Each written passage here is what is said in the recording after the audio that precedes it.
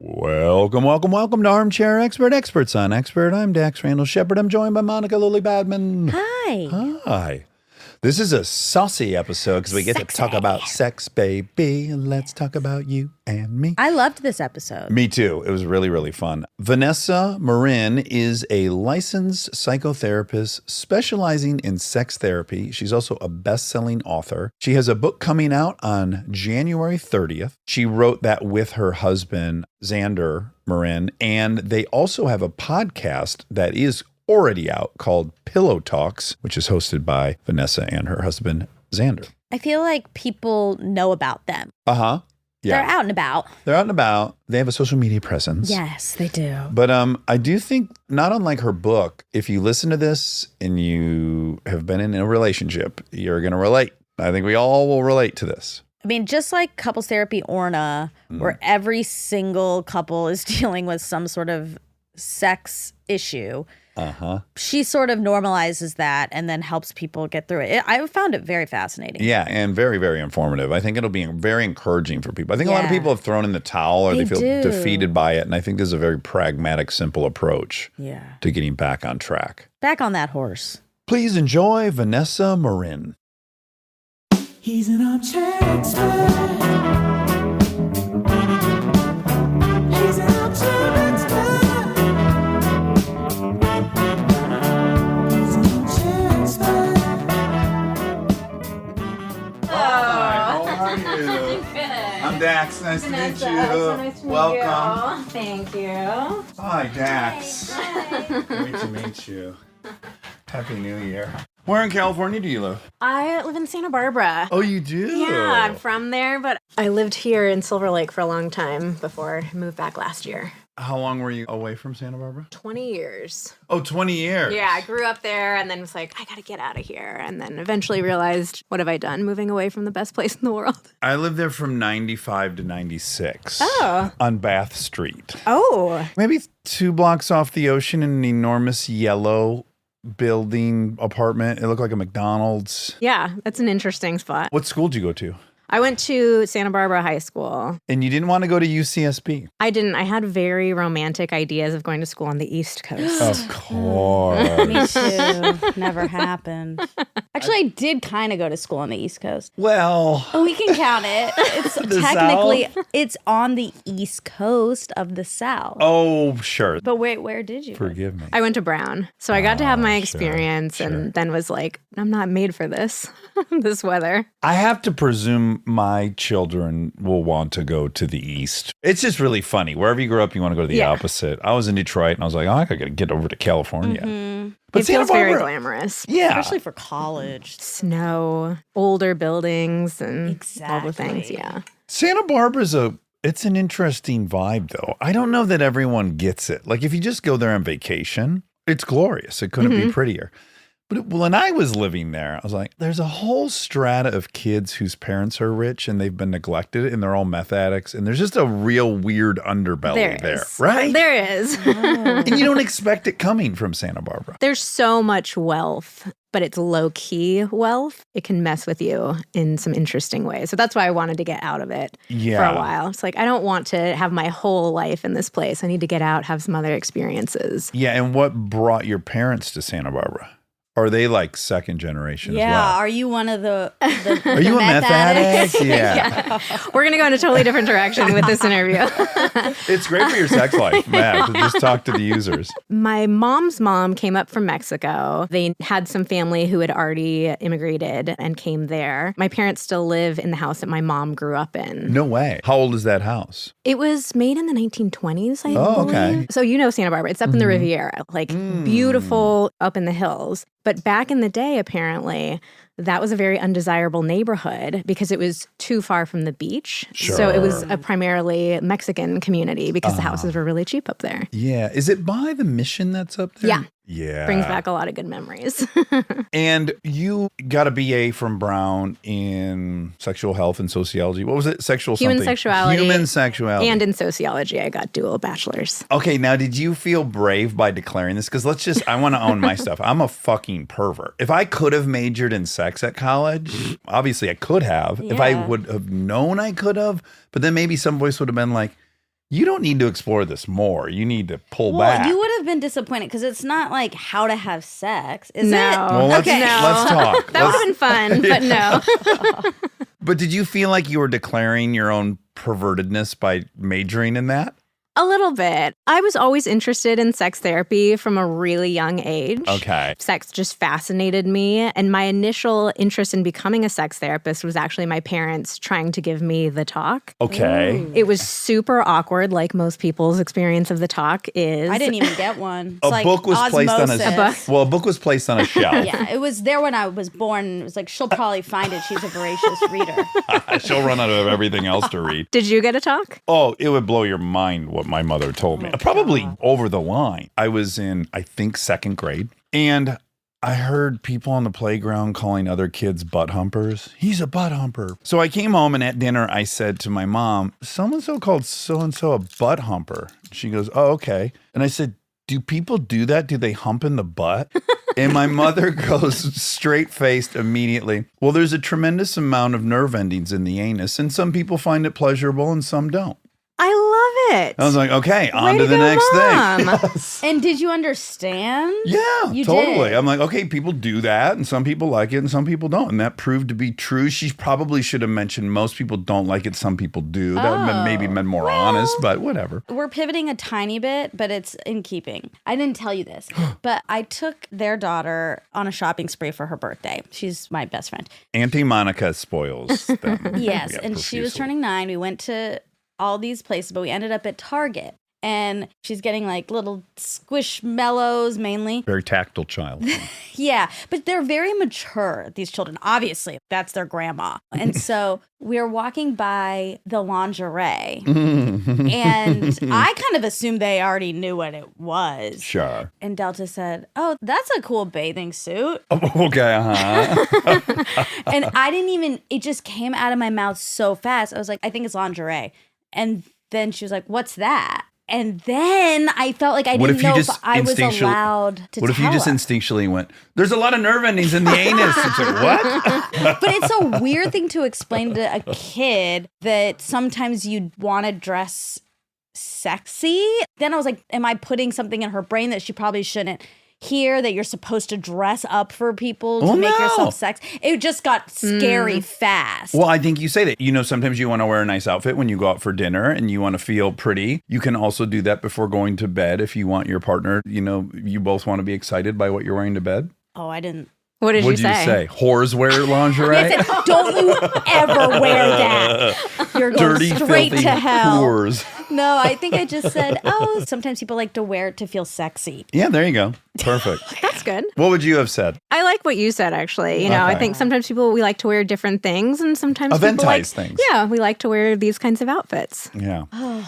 Back to the talk. So my parents Because they left a tried. lot unsaid. Yeah, so their version of it, we were trapped in our minivan driving home from grandma's house after family dinner, and my mom's driving. She looks at me in the rearview mirror and she says, if you have any questions about, you know, sex, Oh, boy. you can ask. Like, yeah, you're Just really whisper making them. it.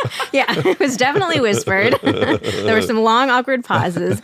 And I remember in that moment just thinking, what she's really saying is, please, for the love of God, don't ask me anything we know. Oh my God! First ever. Oh my God! First Oh ever. my God, I made you do a spit take. That's never happened That in has 6 not years. happened in 6 years on this show. Oh my God, I need to get some paper towel. feel And there's really fucking honored. olive oil all over everything. I'm jealous that you got that out of him. I've said some pretty funny stuff. Wow. I feel really honored. You really should. What happened? I don't think spit takes were real. It was really iconic. Like, it looked very classic. A lot of fluid. Tell us the truth. Was it just that it was too hot? No! Her delivery of that was fucking... Wow. Great start to 2024. I feel like I need to get some sort of special award at the You end of the do. year. We need to get you a medal. I'm telling you, I don't think I thought those were real. I didn't either. Like, Fuck. Anna was wearing my most expensive fucking... I know. I should never have worn this up here. because I should be trusted to have that. It's weird that it kind of got on you because it was so projected. Oh, yes, it went I'm every surprised. You single might need where. to check your It's sweater. fucking all over the carpet. And it's oil. It's not just coffee. Oh, That's yeah. the bummer. Because my olive oil. Okay, wow. Thank you for that. Okay. So That's you a good knew, omen. please don't ask. I'm So telling I you. knew. Don't ask. We don't want to talk about it. So that it really struck me in that moment of like, why can't I ask? Because I had a lot of questions. Of course. I was very curious. I was hearing things on the playground. I'd actually just made a bet with my guy friend Nick about how many holes a lady had down there. Okay. I was wrong. I lost $1. So What it's did like you think? I thought there were 2. Yeah. Yeah. Oh, and I we're was counting the urethra as a Yes, hole? that's a hole. We've already Sometimes it's a hole, discussed sometimes this. it's not. We've already discussed But hold this. on, Monica. It is closed until you're applying pressure on it. How about it's a hole with a latch? It's still a hole. You're that, right. Oh Okay. my God. Okay. Yeah. Okay, sorry. So I did have a lot of questions. I wanted to ask things. And yeah, I was very struck in that moment about like, why can't we talk about this? I want to talk about it. Ooh, this would be a great place to start with theories. Because, yes, why is it? There's obviously like a puritanical religious history to this. From the anthropological point of view, we all lived in a one-room house most of the time we've been here on planet Earth. So we were hearing fucking nonstop. It wasn't this thing that we recoiled from. That all changed when we went to multi-room dwellings and you were removed from it. But then beyond that, I think, for me, the reason the topic is so loaded that people don't really give credit to is our primary purpose on this planet is to reproduce. You're here to eat, stay alive, and reproduce. And so any talk of sex in general has the stakes of not being desirable, not reproducing, not being attractive, being excluded, not fulfilling this weird primary instinct we have that we never can put our fingers on. Like it's the highest stakes there are in a way. Yeah, I mean, I think really for the US, it traces back to Victorian times when we started getting really uncomfortable with sex and the attitude started changing a lot. We haven't really recovered. Right. We're slowly inching towards more openness and more comfort. But I think most people in this day and age just have generations of shame and trauma that we're really struggling to unpack. Yeah, and if you even look at the art tradition of them going in and covering up famous paintings, the genitalia in the Vatican. Like we had a whole period where everyone loved nudity and they were just fine with it. And then we went and put fucking leaves. Did something happen other than just that was the era? Was there a impetus? You know, for I'm it? certainly not like a sexual historian, but Victorians just really had very different attitudes towards sex where shame started to come into it and a lot of stuff around masturbation. You know, there's really strongly anti-masturbation things and just this feeling that sex was something dangerous. To the degree that they started covering the legs of furniture with fabric. Like even the legs of the furniture in the Victorian era was too risque. Yeah, sex became something to be feared. Yes. Maybe STIs were on the rise? They've been with us from the I know, get. but maybe there was a major influx or something that caused this fear. I don't know, I'm just curious. Once you got removed from hearing your aunts and uncles and your parents having sex and you were just in a bedroom down the hall and you didn't know, you had to start filling in the blanks. And in the filling in the blanks became the proclivities and the perversions and the shame. Proclivities are born out of the ignorance and curiosity that no one's educating you on. I think that's part of it. Yeah. Anywho, so you're at Brown, and is the major itself everything you had wanted it to be? Did it answer all these questions? Did it create new ones? I decided to go to Brown because at the time it was one of just a couple of schools that had any sort of undergraduate program in human sexuality. And it was very small. I was the only person in it. No. Oh, wow. My year, the year before, and the year after. I was the only person. So it was really more of like a multidisciplinary. So basically, I had an advisor and they said, take 10 sex-related courses. So I kind of got to design my own curriculum. I that's cool. did classes in anthropology and English and psychology. And Brown also let you make up your own classes too. So you could come up with your own curriculum, say, you know, I'm going to read these books. I'm going to write a paper on this type of thing. Wow. So I had a lot of freedom, which I've always cherished. I had a lot of freedom to be able to pick and choose and mold my own education. But I definitely would have enjoyed having some friends along for the ride. And at that stage, when you were just getting your bachelor degree, did you have a fantasy of what you were going to do career-wise? Did you already think you were going to go into therapy and counseling? Well, I knew I wanted to do sex therapy in particular. Oh, you did, right from the jump? Right from the jump. I didn't know how I was going to do it, though, because sex therapy wasn't and still isn't regulated. You could actually call yourself a sex therapist tomorrow if you wanted to. What? Do not. I'm not encouraging Look it. at his face. I hate this. Well, my glee Please is knowing don't. how much it angers you. That's really what it is. Don't people know by now never to say stuff like that? I take it back. They open up a please don't, practice please don't. tomorrow. I'm out looking for space.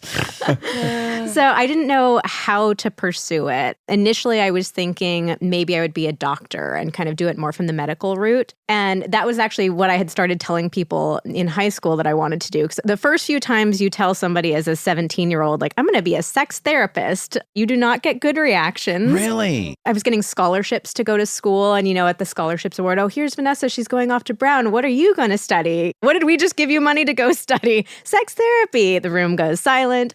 So I started saying a doctor. Obviously, that sounds classier and more professional. Yeah. That idea got into the back of my head of, okay, maybe I'll be a doctor, like an OBGYN, and I'll go more of the medical route from it. So that was my initial approach. I did the dual majors and I did pre-med at Brown. Oh, my goodness. And then I took the MCAT and did horribly and hated all my pre-med classes and eventually realized this is not the path for me. So I thought, how about psychology instead? Yes. Yeah. And I would only ask you this because I know on your podcast and in your book, you're pretty open. What is your own sexual life at this time? Because you do see people go into psychology because they have a lot of unanswered questions about themselves. They hope to get some tools maybe that they can address. How would you evaluate your own sex life at that point? I was still very curious about sex and interested in it, but the biggest thing that I was really struggling with was orgasming with a partner. I had learned how to orgasm on my own pretty easily. It felt pretty straightforward. It felt like this very fun, exciting, cool thing that I could do with my body. And I could not replicate that experience with any partners. And it was not only the orgasm itself, but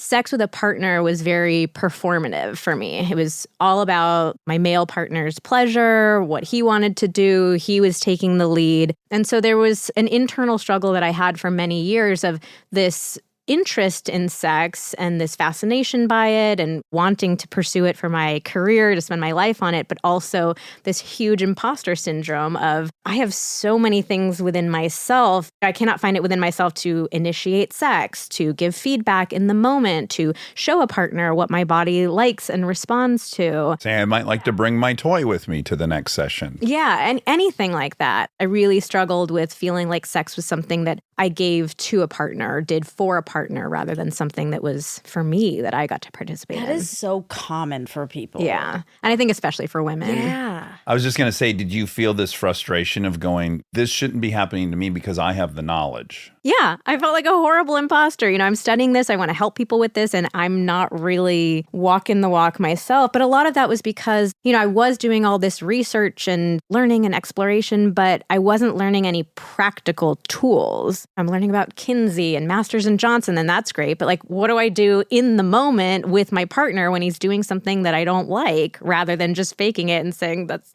so great, keep going. Yes. Yeah. Because there's the awkwardness. It's so vulnerable and you don't want to hurt anyone's feelings. Yeah, a big thing that came up was I really wanted to make it seem like we were clicking when I was having sex with somebody that I really liked. I want it to feel like the chemistry is there. It's so easy and effortless between the two of us. And so I had this idea in my head that my pleasure and my body were more complicated or needier than my partners. Interesting. And I felt very much alone in that, which I think most people have had the experience of feeling alone with some sort of sexual struggle that they've had. Were you talking to your girlfriends about it at all? A little bit, but talks with my girlfriends were more kind of braggy. Like, oh yeah, we had sex last night. Oh, it was so great. We didn't really get into the nitty gritty of, I'm really struggling to orgasm. Is anybody else? It was sort of this feeling of, we're talking about it openly and look at us, evolved college girls, but at the same time, like not being willing to be truly honest and vulnerable with each other about what was actually going on. The imposter syndrome that I felt made that so much harder for me. I was like, I can't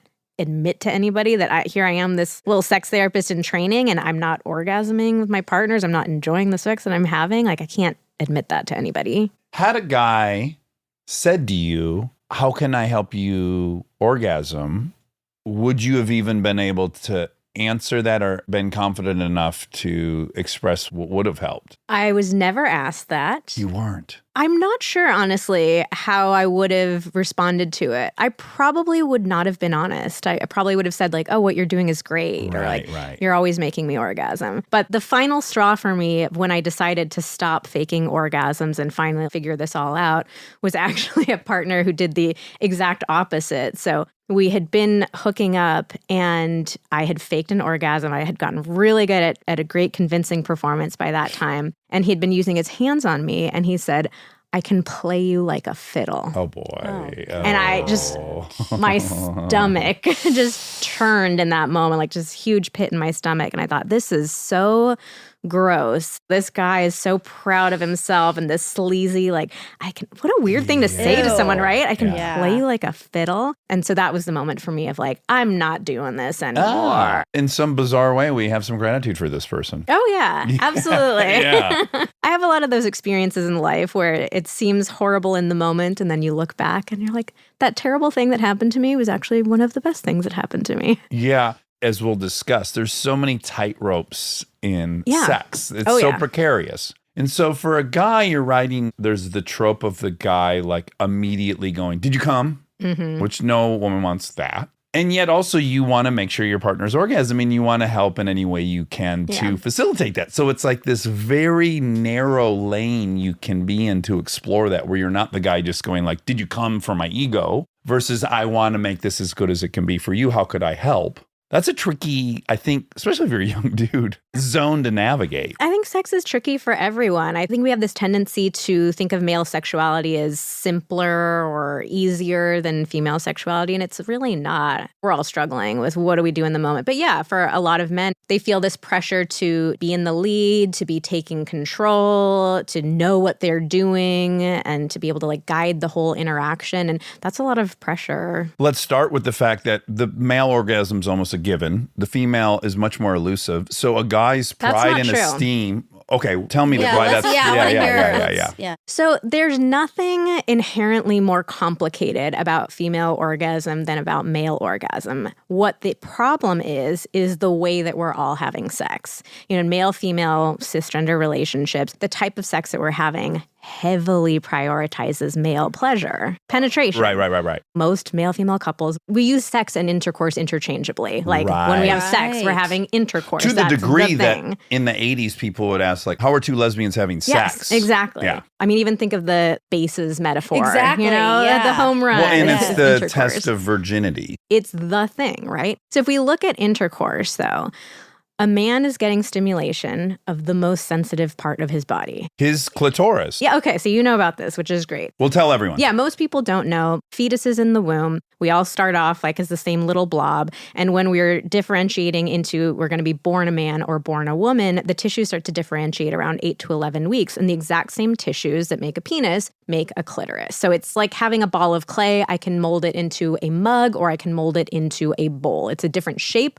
but it's the same ball of clay that I'm starting with. So the clitoris and the penis are biological equivalents. They're called homologous structures, and they both are the pleasure centers of their respective genders. So if we go to intercourse, like a man's getting stimulation of his penis and a woman is getting stimulation in her vagina. Let's add there too. So yes, all fetuses are female until mom sends us testosterone. The ovaries are dropping down through the body and becoming testes. And where they drop down through and come is where your vagina is. And then the clitoris grows into a penis. And so if you can imagine, if you're a guy right now, removing your balls and starting to put your fingers inside that hole, how stimulating you think that might be. Probably not entirely stimulating. Exactly. So the clitoris has anywhere from 8 to 10,000 nerve endings in it. The penis has 2 to 3,000. The vagina, there's not really even an accurate scientific tally of how many nerve endings are there, but it's not a particularly sensitive part of our bodies. You're going to pass a baby through there. Yeah. I mean, the funny comparison that I always like to make is that intercourse for a woman is like playing with a man's balls. Sure, it might feel good. It can feel pleasurable. It can feel fun to do with a partner. But for the vast majority of men, it's nowhere near enough stimulation to lead to orgasm. Right. Yeah. And we don't make men feel bad about that, Yeah. right? There's not some alternate universe where we're like, God, the penis, it's so complicated. Why do I have to touch that? Why can't you get the orgasm from the balls instead? Yeah. Right. So I'm in 100% agreement with you that biologically neither is predisposed to have an orgasm easier. In the current sex teenagers are having, with the lack of education and the lack of instruction and the lack of understanding of the clitoris, all of that. The result of which Yes. is females are having far fewer orgasms than men are. Yes. And so in that world, which is the reality of the teenage boy, if a woman orgasms, that's the blue ribbon. Like that's the thing you have to do or you were bad, even though you don't understand how to make that happen because you've watched porn, which is not realistic. So I'm just saying when we're talking about different pressures, like I think for the boy, the pressure is like, oh my God, I got to figure out how to get this. Girl, I don't know what the hell to do, Yeah, we're in agreement on that. It's not that biologically anything's different or more complicated than our bodies. Like people of all genders, we just need stimulation of the part of our body that's the most sensitive. Yeah. And it's not an extremely difficult thing to do to invite the clitoris along to the party the same way that the penis is always invited to the party. Always at the party. But yeah, the way that most male-female couplings are having sex these days, there's very little in it for the woman and everything in it for the man. And so many of us women don't have that information or that knowledge. So most women feel like something is horribly wrong with them. I mean, it's one of the number one questions that I get from our community. Like, what's wrong with me? I don't enjoy sex. I'm never having orgasms. It barely even feels good. I'm broken in some sort of way. But it's just a basic lack of information about Right. what our bodies need to experience pleasure. Okay, so now we're like perfectly into the beginning, I think, of the book, which is breaking the fairy tale, confronting the fairy tale. And so there's a bunch of pretty well-worn and common things you'll see in your practice.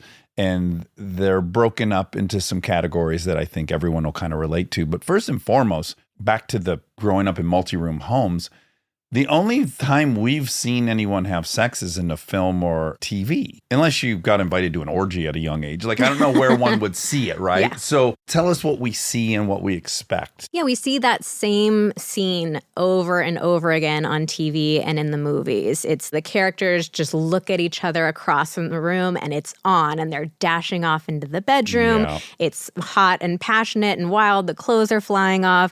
And we really only see a couple of seconds of rolling around in what we assume is intercourse. Yeah. And then both heads are flopping back onto the pillow. Everybody is satisfied and happy. You say like in the book, you say like 3 pumps of missionary Yes. and both people are totally satiated. So, I mean, some of it is even just a logistical challenge for TV and the movies. There's a limited amount of time that you have. You're not going to sure. show an entire 30 or 45-minute interaction or all the little pieces of it. So we Yeah. see this condensed version of it. But as viewers, if that's the only thing we're ever seeing, rationally in our heads, we can think, okay, they're taking some license with the way they're filming it. But when we see it over and over and over and over again, it just gets drilled into your head of that's how it's supposed to be. Spontaneously passionate, completely effortless, zero communication required, heavy emphasis on intercourse, and simultaneous orgasm. Yeah. Sounds great.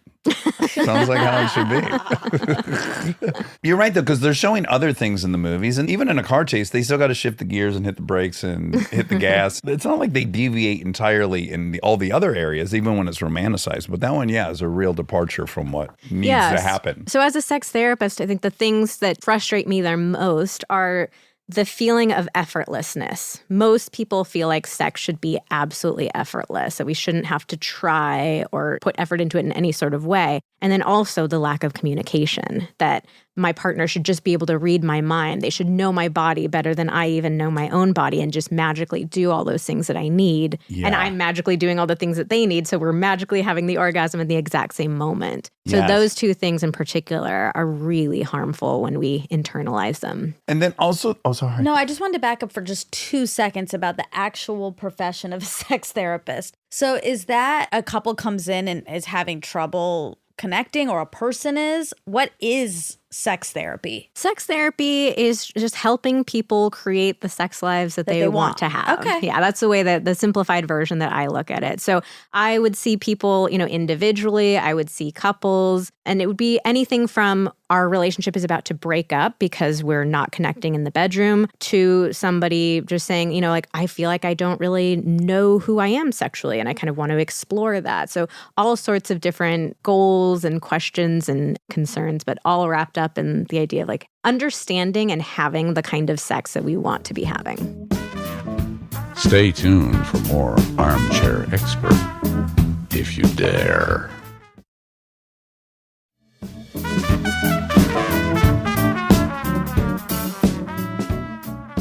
I just don't know a couple, truly. I don't know a couple that's been together for at least a year who doesn't have an issue with sex. Mm-hmm. I don't know one. Every couple does. Yeah, and that's a perfect other thing that's really required at the very beginning, which is your chemistry. What happens chemically when you meet somebody? When there's novelty and something new, that you get dopamine and you get serotonin and you get all these incredible chemicals that are encouraging you to fuck nonstop and have a baby. Yes. And then those are replaced with really nice oxytocin and other here and now chemicals that make you feel bonded for life and mates. Exactly. No matter who you are or how horny you are or how invested you are, you too are going to go through this cycle of chemistry. It's completely unavoidable. It's so important to normalize that because physiologically, our bodies are incapable of sustaining that kind of intensity of emotion. And sometimes I even tell people, like, imagine what life would look like if you were still as obsessed with your partner as you were at the very beginning. Like, it is fun at the beginning, undeniably fun and exciting. But you're neglecting to be your like- work yeah. and your friendships. You're not cleaning your house. Exactly. To be in that, 15, 20 years later, your life would be crazy. The other aspect of it that I think we forget a lot is that we were actually putting a tremendous amount of effort in at the beginning of a relationship. We think of it, again, so effortless, this myth of effortlessness. But when I think back to, when I started dating my husband, Xander, those dates that we went on, I was spending days thinking about, okay, Friday we have the date. It's 4 days away. It's 3 days away. It's 2 days So away. much mental energy. And anticipation, dopamine. I'm canceling plans for other things. I'm spending hours picking out what outfit am I going to wear and Yep. trying things Target on.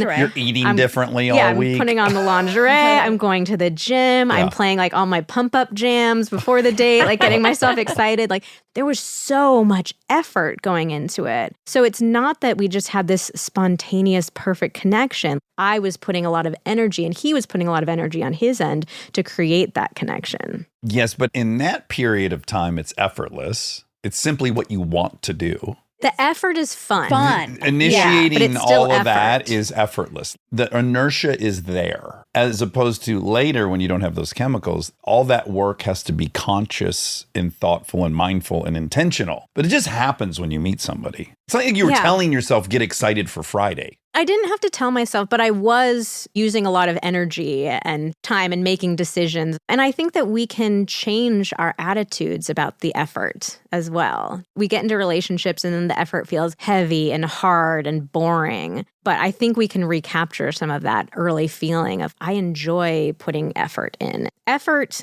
is what makes life meaningful. We put effort into the things that we care about, and we see that effort as a good thing. A lot of parenting examples come up. If your kid has a soccer game on Tuesday and maybe you wanted to do something different on Tuesday, but the effort that you put in to show up for your kid, to be there, to have the snacks, that effort feels powerful to you. It feels like a sign of love. Like, I'm doing this for you because I care about you and I want to show up for you in this way. But it's really only with sex that we start to see effort as a bad thing. Well, as evidence in some cases that we're not with the right person, Exactly. that we're broken or they're broken or something's broken. and probably irreparable.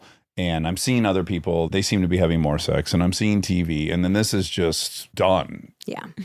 And people regularly are entering your office in that spot. And you talk about stress too, stress being a very, I don't know, horniness killer. What would we call it? The number one libido killer. And this is the part where people always roll their eyes because we're all sick of hearing about stress. We know like stress is bad for us. We're not supposed to be feeling it. We need to decrease the stress in our lives. But I do think it's really important for people to recognize that stress has a huge impact on libido. And it does go back to our caveman days too. Stress was a way to help the body survive, to figure out, am I staying and fighting this woolly mammoth that's coming at me, or am I running away from it? And so when we're feeling stress, all of our body's resources go into survival and to figuring out what we're going to do in those moments. And when you're literally in a life or death moment, having an erection or being wet is not a necessary function. It's going to, if anything, I write in the book, having an erection is going to slow you down as you're a caveman running away from the woolly mammoth. So all of the resources get redirected. And there's just no way to be really turned on and horny all the time when you're under extreme amounts of stress. Although, what about in this situation? This is something I habitually do. So I'm an addict.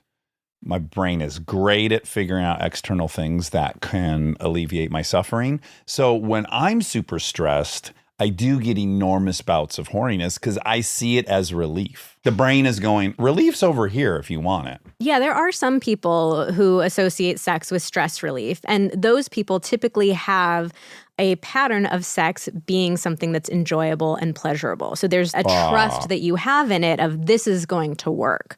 Right. Versus maybe let's look at a woman who's not getting a lot out of the sex, feeling disconnected from her partner. She doesn't have that same amount of trust that, oh, this is going to feel good for me. It is going to get me out of my head. Yeah, that's interesting. So I wonder what order I want to go in here. I just wrote down a lot of things that I liked reading. I just want to read one of them. Hearing the word no from our partner, especially when it comes to sex, typically brings up enormous amounts of shame. Rejection feels so terrible that most of us will go to great lengths to avoid it. If your partner turns you down, your instinct is likely to stop initiating. But if no one is initiating, what do you think is going to happen to your sex life? But yeah, that weird immediate sense of shame. It's a different type of rejection. It is. It's so deep and primal. It feels like the longer you are in a relationship, the closer you are with your partner, the more it hurts to be turned down for sex. It's been my own personal experience too. Like I was saying earlier, initiating sex was something that I struggled with personally. Especially as a woman, it felt like something I wasn't allowed to do. And I'm walking that fine line as a woman of, well, I don't want to be the ice queen and too closed off, but I also don't want to be a slut and too forward. And so it felt like this dangerous thing to do. And once I finally did work up the courage to start doing it, then it's this, horrible wave of shame that comes crashing over you when you hear a no from your partner. Let's dig deeper on the shame. Things pop into mind. One is like, well, I'm not attractive. That's not necessarily shame-inducing. But there's all of us as kids were starting to feel sexual, and that was confusing. And for me, masturbating and feeling shame, even though I wasn't in a religious household and my mother was saying things like you just heard, there's no reason for me to, but I was trying to quit it all the time. So does it bring you back to that thing? Like I'm a perverse little weirdo, or is it just the rejection of I'm not attractive, or is it all things? What do you think that shame is? I think it's those two main things. So it does bring up just that deep shame around sex that all of us have. By initiating sex, it's like you are acknowledging that sex is a thing and you want to be having it. And if you hear a no from it, it just brings up all of those primal feelings of, oh, this is this bad thing that I'm not supposed to want it. And it's wrong and it's shameful and it's sinful and all the things. And it also brings up feelings of inadequacy. Most of us take it extremely personally. And it's very interesting as a therapist, when I work with couples, I can see the reasons that people turn their partner down for sex are almost never personal. Really? They're more situational, or they're more about how the person is feeling. It's so rare that someone says, I don't want to have sex with you because you don't look good right now. Or like, I'm not attracted to you anymore. But when we hear that no, we go to these really dark places inside of ourselves of, I'm not pretty enough, I'm not thin enough, I'm not sexy enough, I'm not desirable enough, the spark is gone, my partner's interested in other people. Like we take it extremely personally. You're so right. And we love couples therapy. Do you watch that with Orna? Yes. Oh my God, I fucking love it. So good. Obsessed with it. And it is very revealing. Every single couple that enters there, the standard is one wants to be having more sex than the other does. it's Like, so there's no common. two people that seem to be wanting to have the same amount of sex. I mean, that would be crazy, though. It's so normal. I don't even like to call it mismatched sex drives because every couple has mismatched sex drives. You're never going to find a partner who wants sex the exact same time you want sex, every single time the exact same type of sex that you want to have in that moment.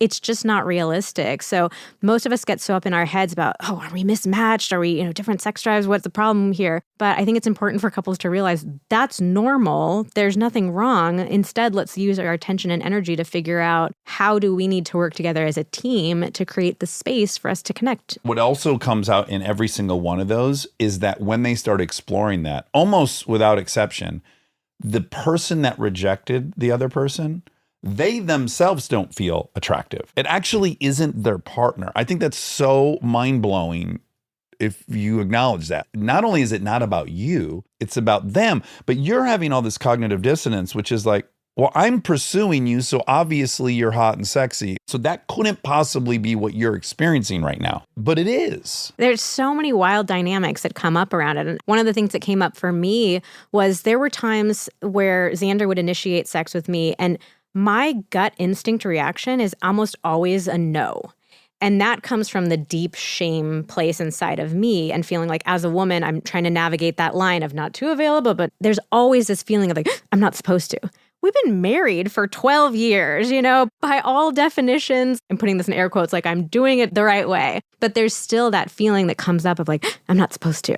Right. Interesting. You were about to say something and I cut you off. No. I was just, because I know, as we have just said, everyone listening who's in a partnership is experiencing this. And I know some personal cases currently that would love to hear. If a couple comes in and says, this person really doesn't want to have sex, I really do a lot and I feel rejected or whatever, but also I want to have sex. How will I get pleasure if my partner isn't giving it to me? What would you go? So She pulls out her Rolodex of divorce attorneys and says, I think you'll pair nicely I with. think it's common. Oh, yeah. So the first place that I start is helping a couple explore what does each person need to feel open to sex. A lot of it is just figuring out what makes me feel excited, what creates the space for me. And then if there really is an issue with low libido, that's a thing that comes up a lot. There are really three main causes of low libido that actually really aren't about the libido at all. Libido is not the problem that most of us think it is. So it's a lack of emotional connection, it's a lack of pleasure, and it's also sexual pain. And 30%. Yes, I'm so glad you know that stat. From your book. Oh, good. From you. Yeah, 30% of women experienced pain the last time they had And the sex with their partner, solutions which is are use mind-blowing. lubrication always, 15 minutes of warm up, stop if it's hurting so you don't start associating it with that.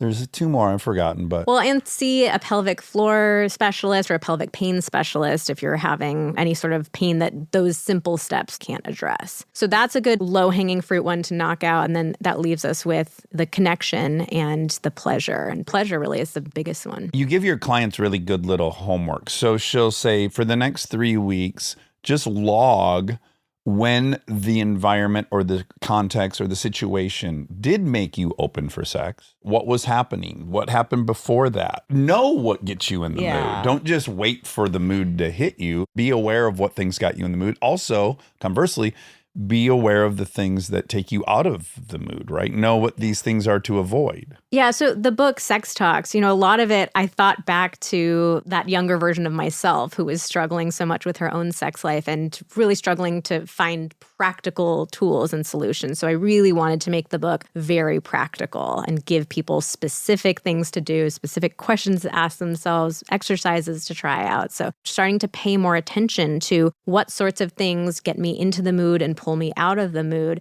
And also like what kinds of experiences am I looking to have? When I want to have sex, what is it that I'm looking to experience on my own and with my partner? Right. Know that. Take a minute and try to articulate that. We all feel this pressure to have an incredible sex life and, have it so spicy with our partner. But so few of us have taken the time to actually feel into what does great sex mean for me? What is the kind of experience that I'm looking to have? When I've just finished having really great sex, what am I thinking in that moment? Like, oh, that was so good because XYZ. Don't you think a common thing for people is sex brings a lot of validation, I think. Do you think so? Say more. Well, I feel like...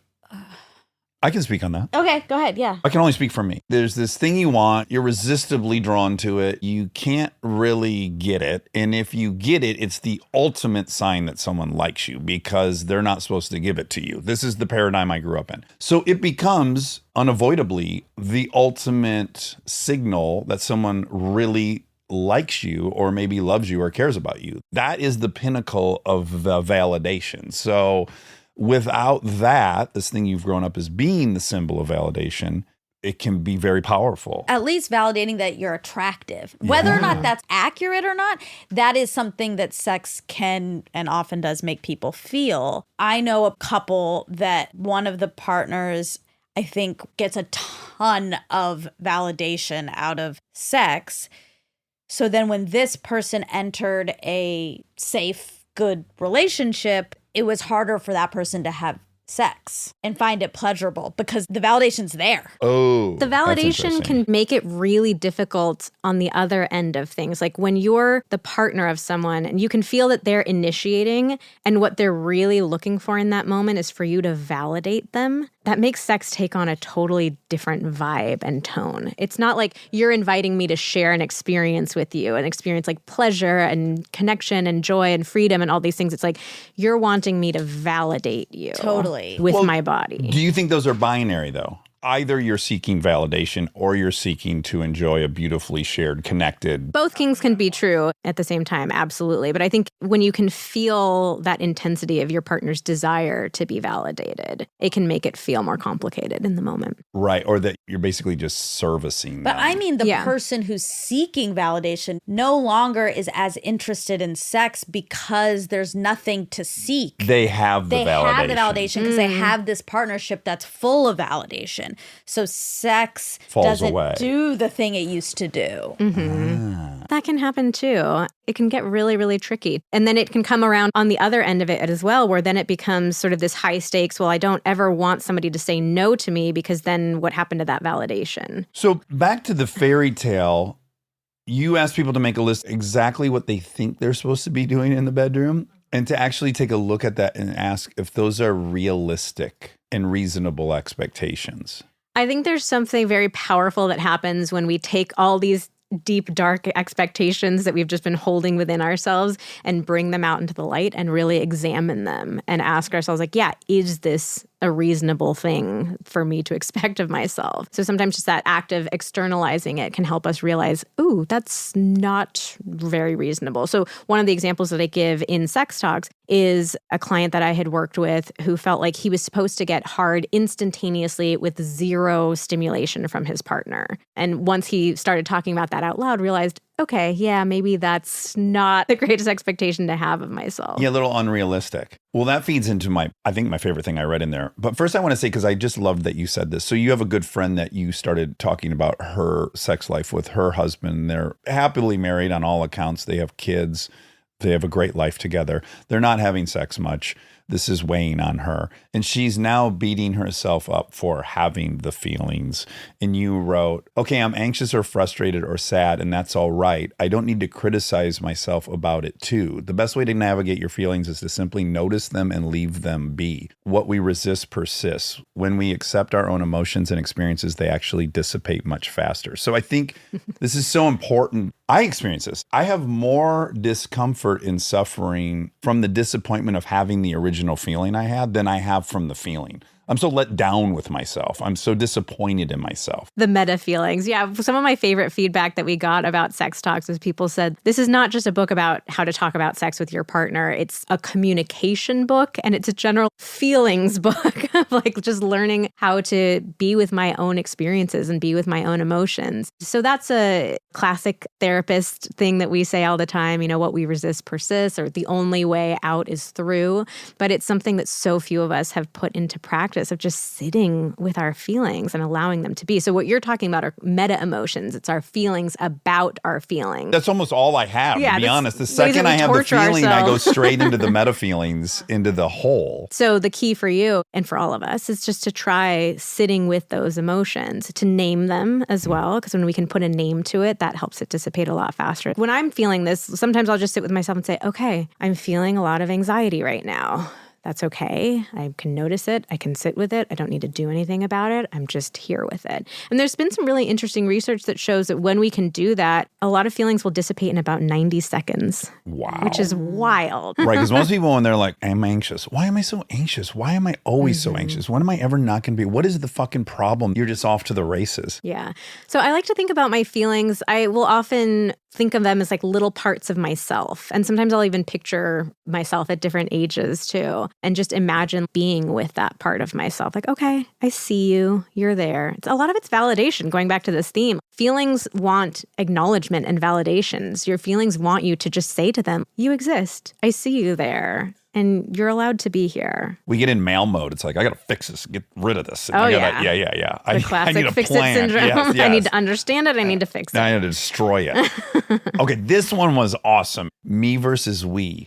So these two different types of, I guess, arousal, what would we say? Spontaneous type and the responsive type. Desire. Yeah, Emily Nagoski gets a lot of credit for really breaking all this research down in an easy, digestible way. Yeah, so tell people about the two different types of desire. So I think it would alleviate a lot of the guilt. Yeah. This is one of the biggest pieces of information that people say changes their life. So desire and arousal are actually two different things. We tend to use those words interchangeably and we mean them as like just getting turned on or being horny. But desire is something that happens in our head. It's the thought of like, oh, sex sounds good. It sounds interesting to me right now. I would like to have it. Where is my partner? And then arousal is a physical response that we have in our bodies. Our bodies getting ready for sex, preparing for it. So it could be things like getting an erection, getting wet, your heart rate starting to increase. And so these two things happen separately from each other. And your desire type, your sex drive type, it really boils down to which one you feel first. Do you feel that mental desire or that physical arousal? So spontaneous desire is when we feel the mental desire first and then the physical arousal follows. And that's the only type of desire that you ever see on TV and in the movies. It's that, out of nowhere, I'm all of a sudden turned on. I make the eye contact with my partner. We're running off into the bedroom. So most of us think that's how it's supposed to work for us.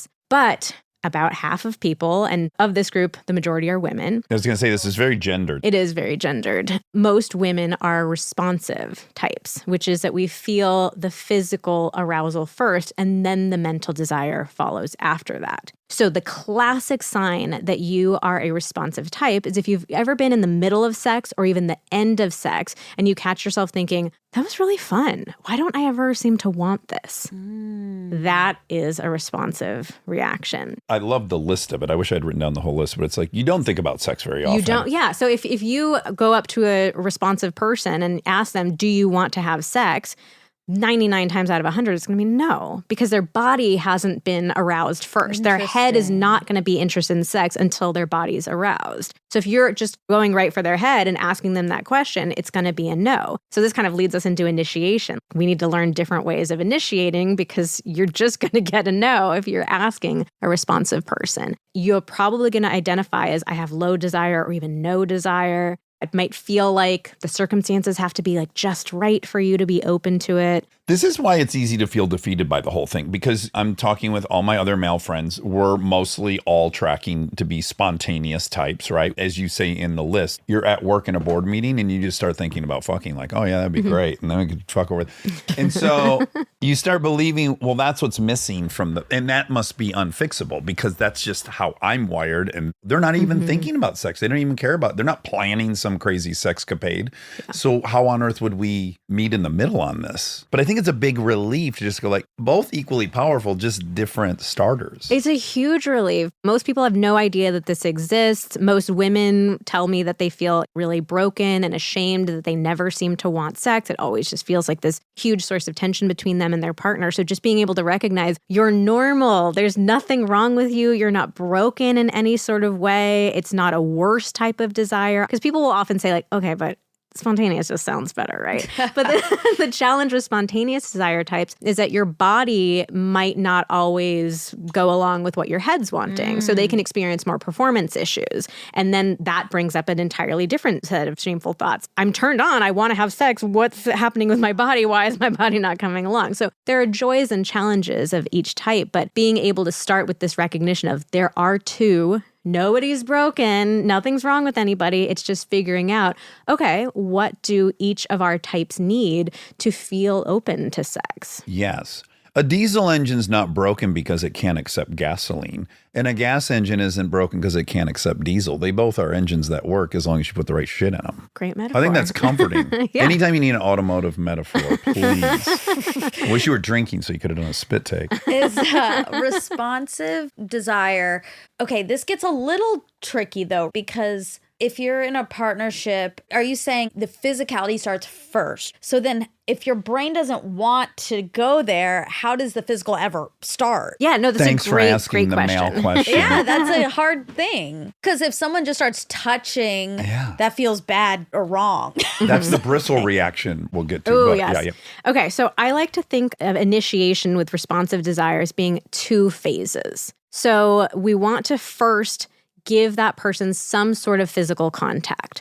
So what you're doing in that moment is you're not thinking about, do I want to have sex? Yes or no. It's, am I open to having some physical contact with my partner? And something that feels very good to you, very tame for you. So for a lot of people, it's simple stuff like, can we get in bed and cuddle together? Can you give me a massage? And a massage that's actually a massage, not a like 20 seconds and then I'm sliding my hands in places. Is it maybe kissing? Is it just holding each other? This is Orna advice. She's like, don't try to fuck. Just go home and commit to snuggling. Exactly. So if you really create the space, and the energy behind this is important. You can tell if your partner's like, okay, let me give you your 10 seconds of, perfunctory back rub. Are you turned on yet? Are you turned on yet? Right. So you really have to be willing. I just want to have some skin to skin connection with you. I just want to be in the moment with you. And then at that point, then it's a like, okay, are we open to going further with this? And there has to be a true and genuine acceptance of a yes or a no. And you and Xander have a great hack for this, because I do think this happens nonstop with couples as well. It's like the guy reaches over in bed and does anything, touches her hair, does whatever he does. And immediately, and rightly so, the woman's like, oh, Jesus. Like, there's no mystery to anything that's going on. A hack you guys have is like, you have a policy. You make out every night before bed. Yes.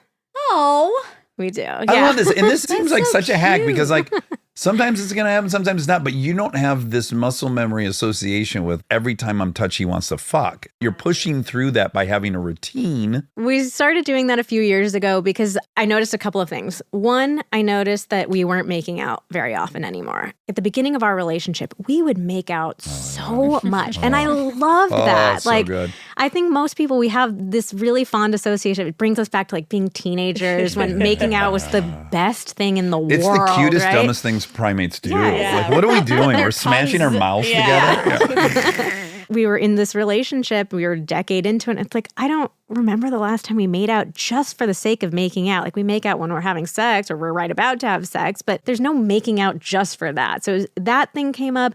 And then I also noticed that I had become, like most people, hyper attuned to when he was initiating. Like I could tell the moment that his walks in eyes the got door. that little look. Or You like, probably even experienced something biochemically before you even saw anything. You probably smelt something you don't know you Yeah. there was like smelled. a smallest little touch. I know what you're up to. You rascal. Yeah.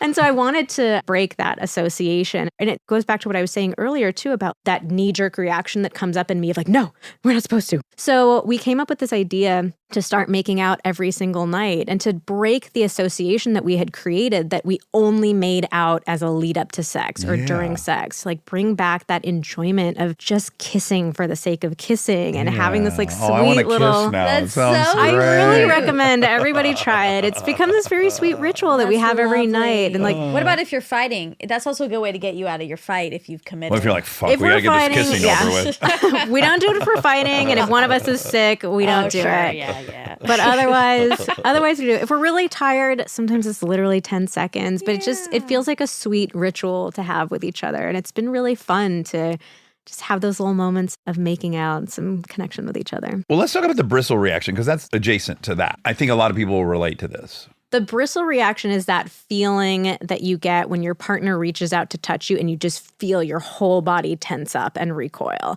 And it can feel shockingly strong sometimes to even the most simple touch. Your partner's just trying to like give you a little pat on the shoulder or a hug or something and you feel yourself recoil. And so there are a number of different causes that can lead to it. So one is bad initiation, people who aren't being very direct with initiation. So the quote that you read earlier, we're so afraid of rejection that a lot of us have learned to do this dance around initiation. We're just trying to subtly do it, or we do it in a joking way. The classic example is men coming up behind a woman and like honking her boobs.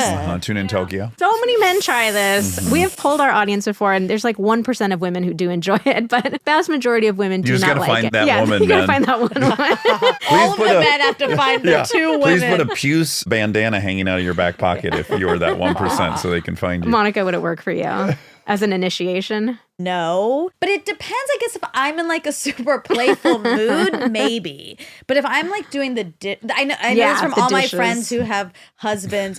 They seem to always do it when they're doing the dishes. Sure, well, your guard's down. You're trapped. That your feels hands are like busy. the worst time possible. Exactly. Don't do it then. So we do it in these roundabout ways or these jokey ways because it gives us plausible deniability. If you get mad, I wasn't trying to initiate. I was just messing around, right? But we get this hypersensitivity like I had developed of you weren't just kidding or like, no, I see it in your eyes. I smell it in the air. I feel it. I'm on guard. And then it's also the discomfort that we have in saying no to our partner. So we try to catch it at the earliest possible moment. Like I don't want to get into we're already making out and clothes are starting to come off and I have to say, hold on, I don't want to do this. So we learn to like backtrack. I'm so aware of the exact moment that you're starting to think about it so I can say no to you right then.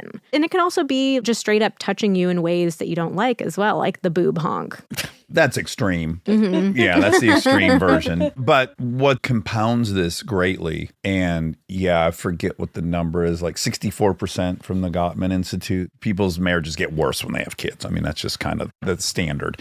So for the mom has been experiencing probably so much touch. She has no fucking personal space. And now here comes Gorilla Mike for a little honk honk. She's like, stop pulling on me, everybody. Yeah. So it feels like touch that's not for her. And that's another thing that comes up as well is like, you're touching my body for you. You're wanting something from me. And with a parent, I've been touched all day long. I've had people needing things from me all day long. Here's yet another creature with more needs, with more demands of my body. It all gets wrapped up in this huge shutdown reaction that we have. Stay tuned for more Armchair Expert, if you dare.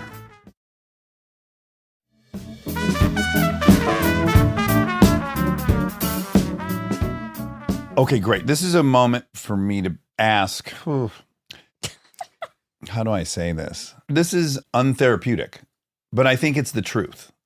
So I think there's being vulnerable, there's being honest, there's communicating. There's also this terrible force that is real, which is vulnerability is attractive, neediness is not. No one's fucking attracted to neediness. So for me, historically, the most precarious part is in initiating, I refuse to go down a needy path. For me, neediness is like the end of the sexual attraction. How do you define the difference between vulnerability and neediness? There's this very, very tiny line between the two. I agree with you. So I think vulnerability in general is sharing with somebody your character defects or your fears or your shortcomings. I think neediness is, I need you to fix me.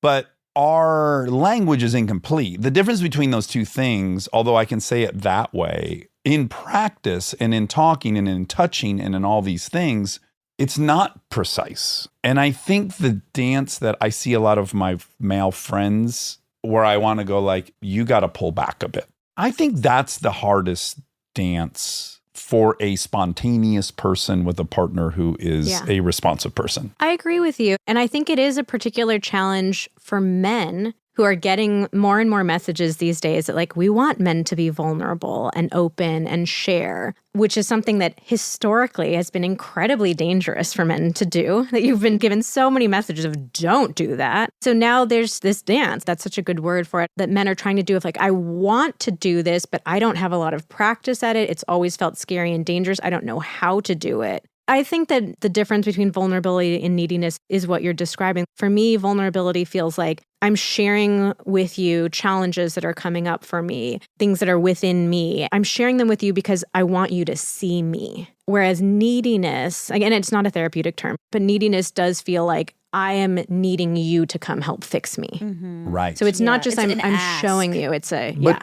even if we take a real example, so if you were to say, we're not having sex very often, and I recognize that I get so much of my validation for that, and then I'm feeling completely unattractive, and I think I must be doing something that is not appealing to you, and I'm filling in all these blanks, and I've created this story, and it's all based on this thing I've decided. So that seems like all above board and fine, but that's also saying I need you to give me this because this is how I'm wired. So that's fucking hard. It is. And that's what we pick up on as partners as well. It's like, is it that you're inviting me to share an experience with you? Or are you needing me to take care of you in a certain sort of way? Again, that feels binary. How about I need the shared loving experience where we're staring in each other's eyes and we're having this bond.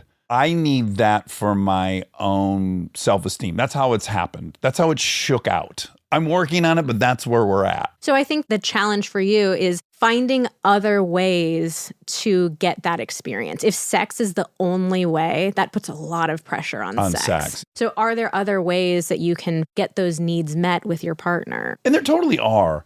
I'm just saying, like, the vulnerability version is very, very close and almost identical to the needy version. It is like grains of sand between your partner going like, fucking A, I have a third child. Yeah, it is. I have such a practical mind. I'm always wanting to give people like practical tools and strategies. And there's also a part of me that just holds on to all the nuances and complexities of how sex shows up in our lives. And this is a primary example of one. I recognize what you're saying about, I don't want to be around just to fix you or validate you or give you self-esteem. You need to give yourself self-esteem. Great.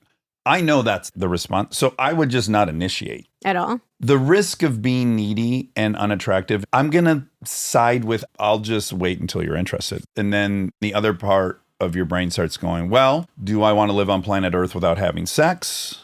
Is that what I want for the rest of my life? You know, you go down the dark road of, well, then I give up.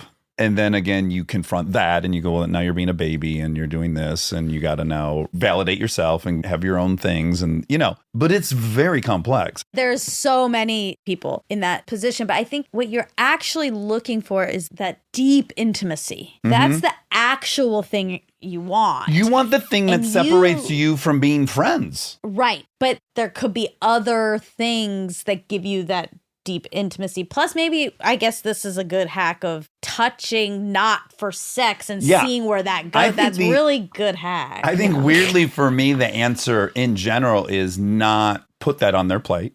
Be mindful. But not be make my own list, though. but not be resentful. Yeah, that's not the be piece. resentful. Yeah. Yes, the mature grown-up adult thing would be like, when was she in the mood last? What was happening? How can I recreate that? How can I touch all the time without that expectation? Proactively do a bunch of things so I don't even need to have that conversation. That's probably the more productive approach. You have to sit with both. When we have intimacy with a person, we also have to acknowledge we're never going to be able to get the exact kind of intimacy that we want. Right. Like perfectly and consistently. And that's such a horrible pain to feel. And also an important one for us to feel as well. Particularly for men, it can be challenging because you've been taught that the only ways that you're allowed to experience connection and intimacy with a person is through sex. Now we're talking more about vulnerability, but really the deep messages are like, don't be vulnerable, don't show emotion, be strong and capable and all the things. And so for many men, all of their need for connection, for love, for validation,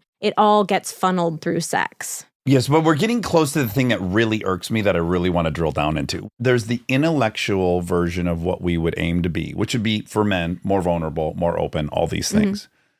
Then there's the reality of which we live in, which is women aren't as attracted to that.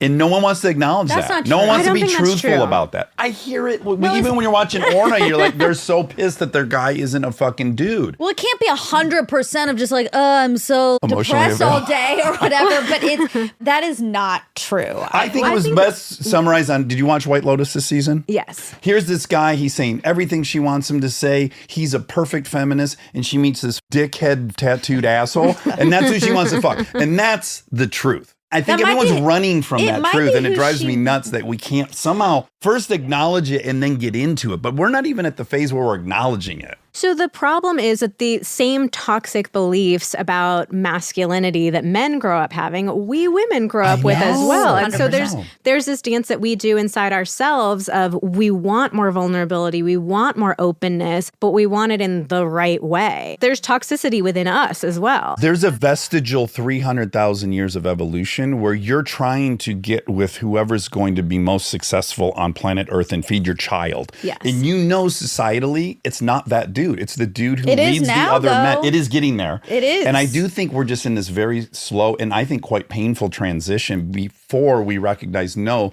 this vulnerability does equal status and does equal food and a roof over your head. I'm in complete agreement with that. We're in a very uncomfortable phase right now where we're wanting to make this shift, but we don't know how to and we don't have the tools to. And so it's like we want it just right kind of feeling. You know, I can speak to my own relationship. I've had moments where Xander has approached me in vulnerability and I'm like, oh, that feels so good. Look at this evolved man that I have with me. Like, you go, babe. And I've had moments where he shares an emotion and I'm like, Yes. like cringy. I don't want to fuck you right now. Yes. I yeah, that's appreciate you admitting that so much. But why do you It's have a to, pain. But you don't have to. But there's also this sense of like, okay, so it's not physically attractive today. That's okay. No one has to have sex today. Why does it have to be? Do you know what I mean? When you're saying, ooh, like that's a little cringy. I You're don't want saying, to fuck you. why Okay, is then the- maybe you don't fuck that day. Right. You're saying, why is the expectation that you're going to be 100% attractive at all times? Exactly. Yes. That's That's fair. unnecessary. If we want our partners to take on different behaviors and do different things, we need to create the space for them to not always get it right. And we need to examine within ourselves, what is it within me that I'm wanting him to do it just right? There is For no sure. one right way to express vulnerability and emotion. And that's stuff that I have to look at within myself of why are there times that it turns me off and times that it turns me on. Well, I just have great compassion for the 17-year-old boy who's like, he's nice, he's thoughtful, he does all the things, and he looks around and the assholes are the ones getting laid, but he's being told by all the academics, well, that's the way. I just want to acknowledge that I have compassion for that. I think he's going to end up being fine. I think he's going to end up with a partner with an emotional maturity that matches his. And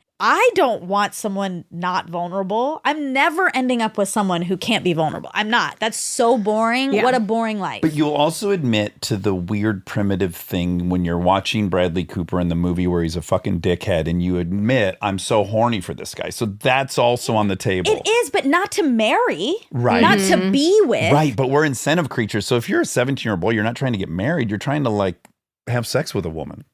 I guess. I think there's a difference between what we feel attracted to and who we want to choose as our long-term Yeah. partners. Oh, that's very true. It's so tough. It I is think it's tough. tough. It is. I mean, yeah. these are some of the complexities, and it is this phase that we're in of trying to figure out. We want to move towards this. We all see the value in this, but we're kind of stuck on that growing edge of it, of how do we do it? I think being able to see the ways that we're each contributing to it. Yeah. Okay, so we were mostly just living in the beginning of this book, if you can believe that. That's really the beginning of the book.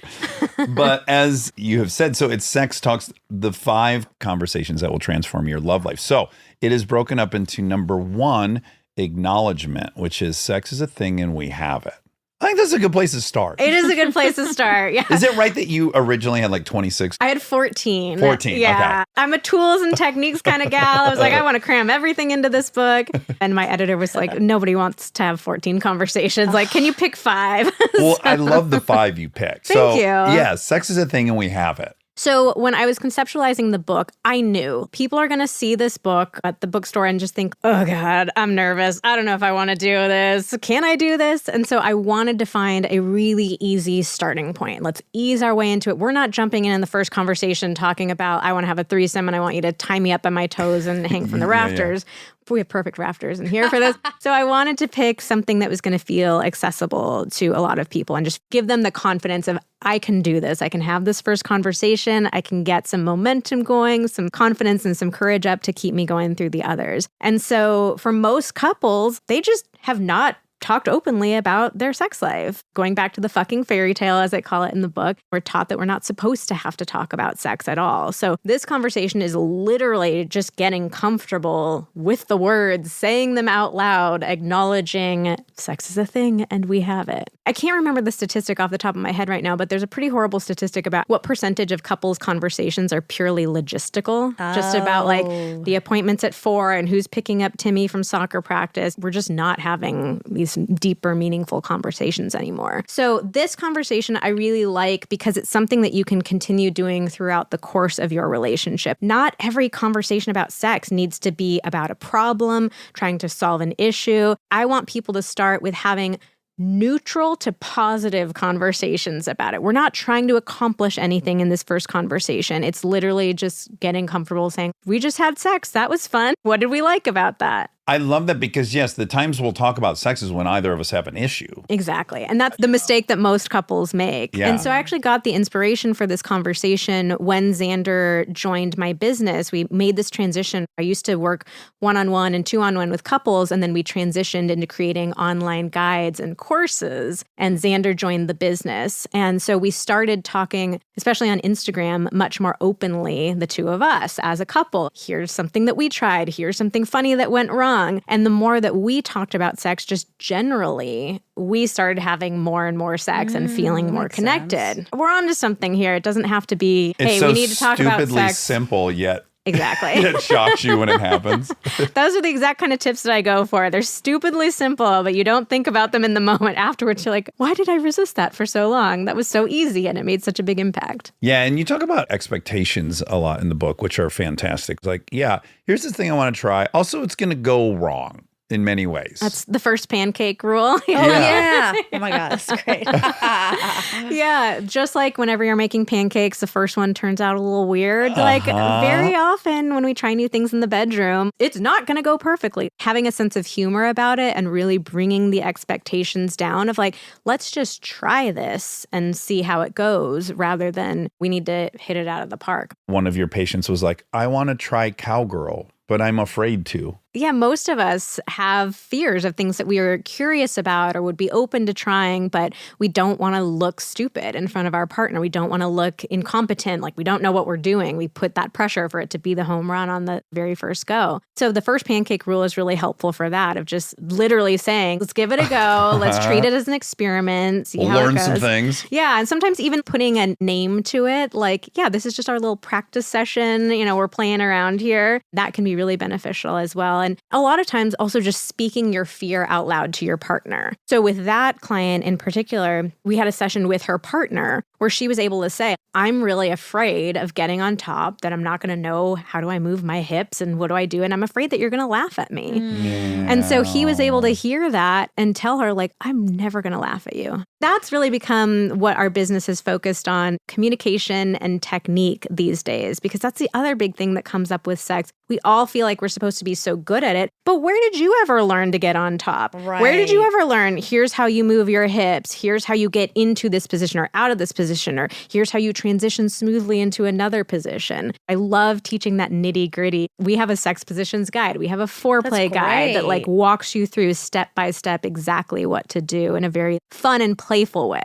Well, I think the best. Virgos will love that. Oh, they're going to love it. There's really nothing else in life that we put such an expectation and pressure on ourselves to be so good at, despite having zero resources. Where do we ever learn this stuff? So that's what I wanted to do with my life, is teaching people all these things. I love that. How to actually have sex. And then connection is the second conversation you encourage people to have. What do we need to feel connected to each other? And we've talked about some of that already. Yeah, we've talked a bit about that. I mean, I think the big issue that comes up here is that most of us think of sex as something that happens in a vacuum. It's that thing that we do in our bedroom with the lights off at the end of the night, the doors are closed. It's compartmentalized. Right. You're having sex all day long if you want to. Foreplay is all day. Yeah. So that's what this conversation is about, is understanding what do we need to feel close to each other and feel connected to each other all day so that the bar for having physical intimacy feels so much lower. This is a particularly important one for parents who feel like we're ships passing in the night. We're only having those logistical conversations. Our lives are all about the kids. You're feeling so disconnected from each other that you get into bed with each other at the end of the night and it feels like there's a stranger crawling into bed next to you. Mm-hmm. And most people don't want to have sex with somebody who's feeling like a stranger. Even worse, an adversary. This is the person I've had to compromise with all day Yes, long. all day. So it's understanding like that emotional intimacy and physical intimacy, they go hand in hand. They're two sides of the same coin, and we need to work on both of them and have practical tools for both of them. So that's all about keeping the simmer going throughout the day so that you feel more open to being physically intimate. Then 3 is desire and 4 is pleasure. These are kind of linked. So what would get you turned on? And then at the end of that, what feels good? And that is such an underlooked part of sex. We focus so much on the desire, like I was talking about earlier, and we neglect the importance of pleasure because that's really what sex is about. That's what'll keep them coming back for more. Yeah. And there's a huge connection between our desire for sex and our enjoyment of it. So one of the first questions that I'll ask people when they say, I have no desire or low desire, they tell me about the sex that you're having. And what they'll describe is typically sex that's not worth craving. It's routine. It's predictable. There's nothing in it for me. I feel disconnected from my partner. I just lie there and like let my partner do it to me. And so the question is, okay, why would you crave that? Yeah. You know, I always make food comparisons too. It's like eating the same old bowl of overly steamed mushy broccoli. Do you ever wake up craving, oh, I can't wait for another bowl of overly steamed mushy broccoli? Like, of course not. We make that connection so readily with food. Why would I crave a kind of food that I don't enjoy eating? But we don't make that connection with sex. You could try to get so in the mood to eat the bad broccoli. But it's still doesn't bad broccoli. It's not going to work. And food is a good analogy because there is going to be a food that you do crave in life. There's going to be something you like. You Also, just have the to find it. more time you prep it and prepare it, it's better. And you desire it Listen, more. Roman. A lot of really good analogies here, right on the table. Oh, I don't know why I'm going to share this, but I feel lucky to have had this experience. When my wife was getting close to delivering, the OB said, have sex as much as you can and ejaculate on the mucoid plug. That'll help erode it and help, Oh, right? boy. Do you know this? No, you ever heard that's this? feels intense. Yeah. So all of a sudden there was this huge role Feels so reversal. mechanical. Right. So there was this huge role reversal. I was expected to do that every night. And after the third night, and now I attributed it to, and I was honest about it. Night 4, I was like, this is bringing up weird molesting stuff. Knowing that I need to do this is really fucking me up. And I shared that, and then that ended. But I was so grateful to have the experience that I think a lot of women experience, which is like, there's this creature out there that wants me to do this thing and I don't want to do it. It feels fucking terrible to do this thing if I don't want to do it. Doing something sexually that you don't want to, I'm lucky I got to feel it because it made me certainly more empathetic to a lot of women that feel that way. And I'm like, yeah, it's a fucking bad feeling. That's one of the biggest mistakes that women make with their sex lives is that there's so many women who just have sex to keep my partner happy, or that's what I'm supposed to do. That's my role as a wife, as a good partner. Even the lighter versions of it are just, oh, I'm just throwing him a bone. He's fine. I just like let him have it. Again, it goes back to that connection between our enjoyment of something and our desire for it. If you start creating this association with sex, that it's something I give to my partner, I throw him a bone, I don't have a choice in doing it. That's what makes me a good partner, is saying yes, you are never going to feel any desire for it. So it's so important for us to only have sex that we want to have. Exploration. What should we try next? What an appropriate last conversation to have.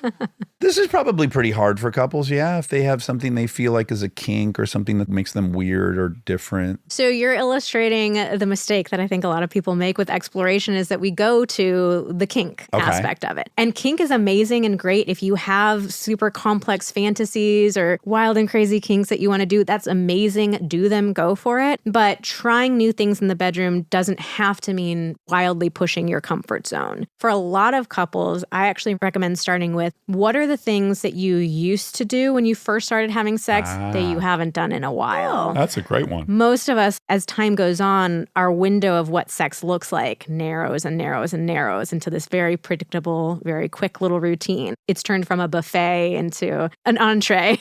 And so, yeah, mixing it up, spicing it up, it doesn't need to be anything complex. It could be, oh yeah, we haven't made out in a while. Can we bring back the making out? Or you haven't gone down on me a while. We haven't played with toys in a while. I haven't fucked on the couch in a Exactly. long time. Had sex somewhere else. So just bringing back some of those things. Okay. We're leaving your book. Now you're just my therapist. Not even my therapist. You're my friend who's a therapist and we're at dinner. Okay. Let me also preface it by saying I was in an open relationship for 9 years. Okay. But I'm curious, you must increasingly be having patients that are in polyamorous situations. Yeah. In so many ways, it was fantastic, which is there was never any diminishment of love or respect. And that didn't have the impact that I think a lot of people would be fearful it would have. At least for us, it didn't.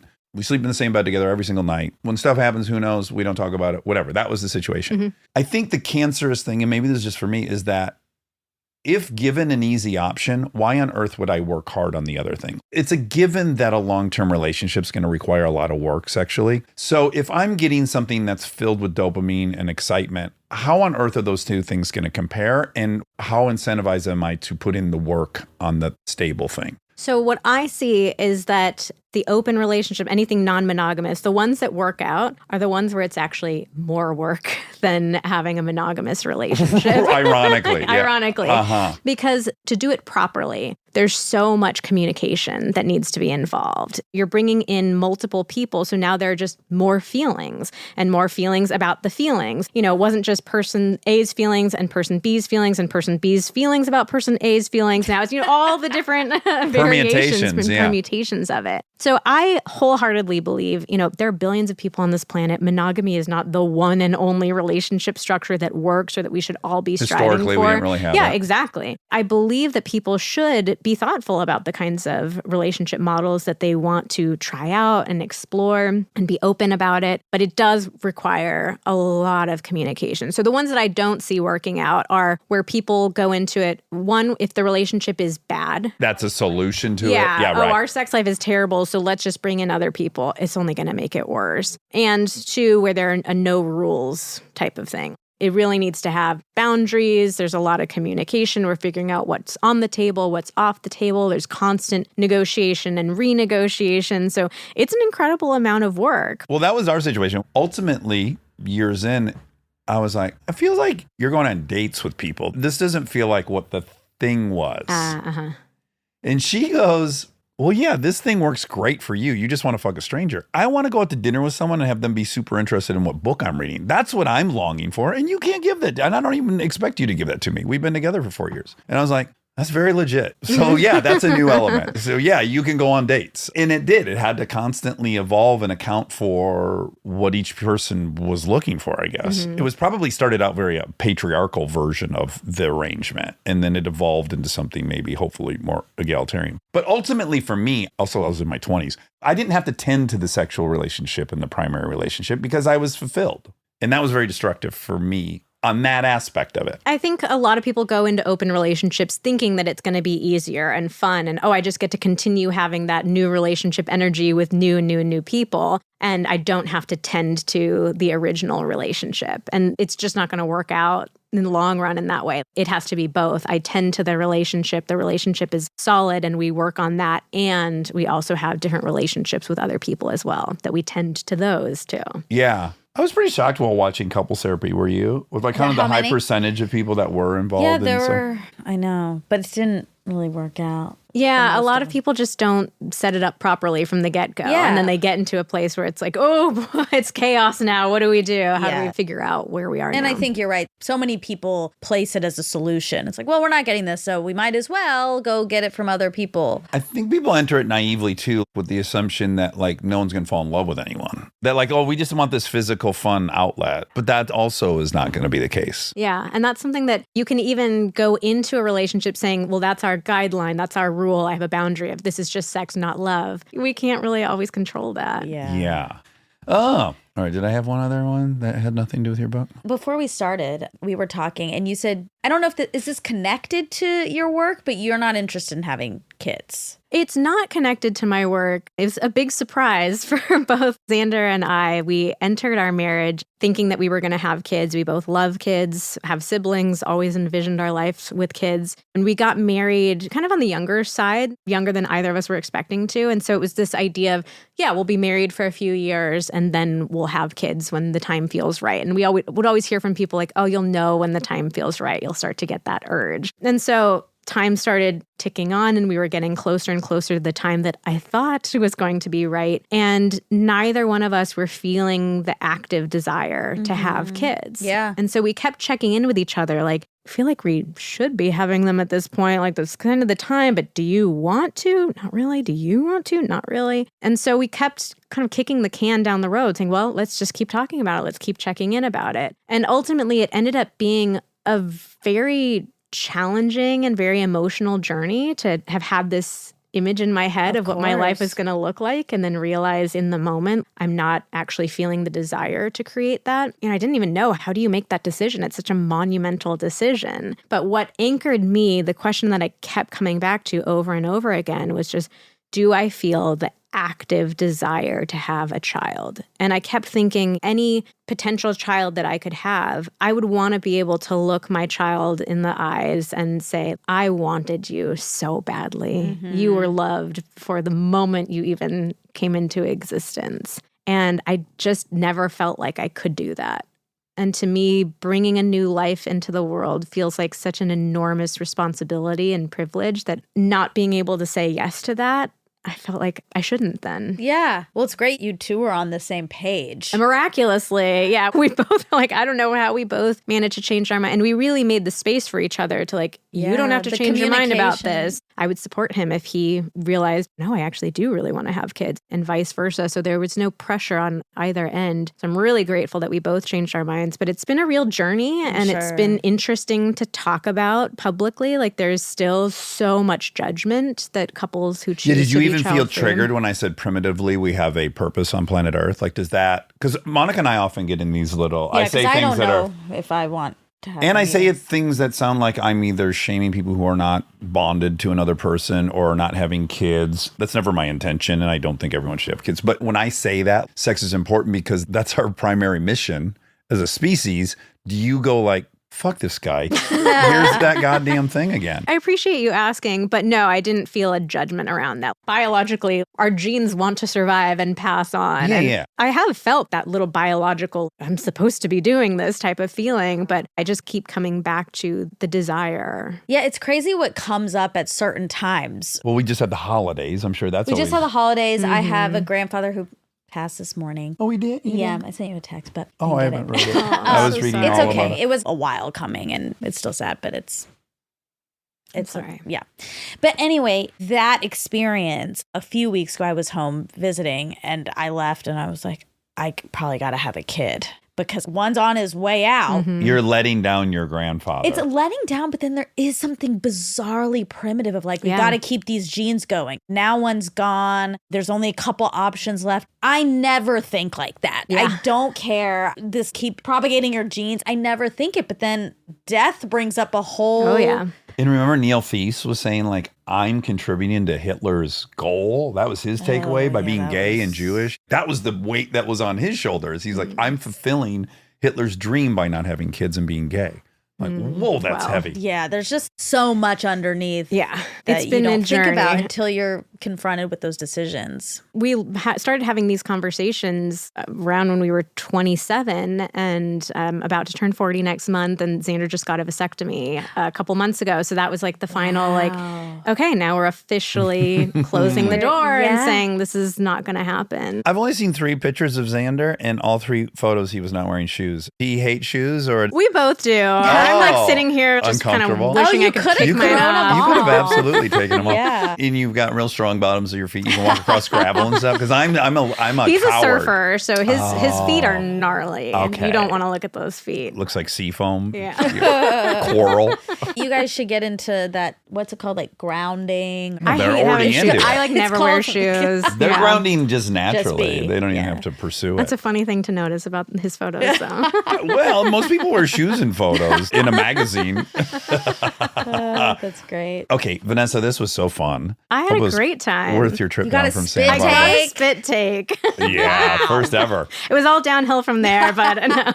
Your book's really, really great. I do think you're right in that people will be scared to even buy the book. And besides it being a great book, I think the thing that I would most want people to know is you're just effortlessly in it immediately. It's not a mountain. You just start breaking these things down and you're like, oh, right, that's all doable. Yeah, I could make that list. It makes it very pragmatic and approachable and surmountable. Yeah. And I think that's the kind of genius of the book. It makes me think of AA. You walk into AA and you're like, how the fuck am I going to quit doing drugs and drinking? You're like, oh, you're going to read these 12 steps and by God, here we're at this one. You know, it just starts happening. So I think for anyone who has any fear or anxiety of even broaching this book's perfect. Just get this fucking book and read it. And then maybe you'll want to give it to your partner. I think you will. Thank you for saying that. I really appreciate it. Definitely writing a book about sex is an undertaking, and trying to market a book about sex is an Yes. undertaking. But I really wanted to write a book that would feel approachable and manageable for people. I wanted it to not be scary, and to also feel like Xander and I are there along with you every step of the way. We share some of our most embarrassing stories and most personal stories, and just like, hey, we've been through this too. You're normal. We're all normal. Let us guide you through this. And I'm not diminishing the sophistication of the book, but literally it's like you've started kindergarten. That's exactly what I wanted. Yeah, like I if you wanted remember to sitting feel on the carpet and they start telling you about the sun, you're like, oh yeah, okay, I get this. Yeah. Like it's that approachable. We need that. No one went to school for this. We have to start at kindergarten. Yes, truly. And you can buy it on audiobook. You can buy the Kindle version if you don't want to have the physical version. Don't have to go into a bookstore or anything like that. Yeah. Who read the audiobook? Xander and I read it. Oh, you did? Oh, fun. obviously you have a did. podcast. Let me also mention that. If you love Vanessa, which I'm sure you do, you can also listen to her and Xander on Pillow Talk. Yes, we Yes. do a little weekly podcast from our bed. And yeah, he's kind of a little bit of an audiophile. So he managed to hook up our closet to be our audiobook recording studio. Oh, So nice. it was all recorded from home in our closet. Oh, perfect. Closets are the way you should be recording. This has nothing to do with that, but Schwarzenegger's book, I listened to the audio. You can just tell he has all the leverage in anything at any point. And you can tell he was just like, I'm going to do it at my house and I don't want anyone there. So he's literally, Oh, no. no, it's great. He's like, I came to this country. You're hearing goats. I have a lot of animals. They're walking around. my God, he was, If like, you hear, and you can hear interjecting. animals Oh, my God. fucking That's walking. fun. And it's like not on the page. He's just kind of riffing on what's really happening Oh, when they're that's around. I'm like, hilarious. oh, this is a whole new experience. He's like acknowledging what's going on while he's recording and he's reading the book. I wish I could have done that. We had to be exquisitely tuned into like, oh, there was a little creak in the background. Get the dogs out of here. all Arnold, the he's stuff. like, But- yeah, there's a goat. Can you hear? All right, Vanessa, thank you so much. Everyone, check out Sex Talks, the 5 conversations that will transform your love life. Good luck to you, and I hope we get to talk to you on the next book you write. Thank you so much for having me. Stay tuned for the fact check so you can hear all the facts that were wrong.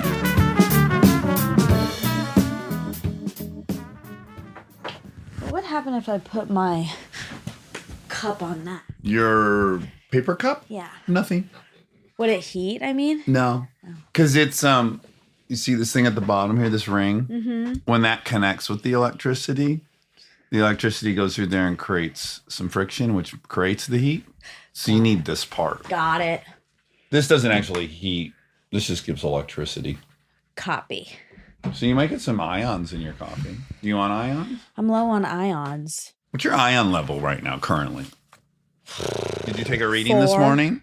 It's at a 4? Yeah. Oh, no. I know. How did you do waking up so early and getting over here? Was it hard or okay? It was okay. I went to bed pretty early. I have a headache. Uh-oh. I've had one. Have you had enough caffeine today? Well, yeah.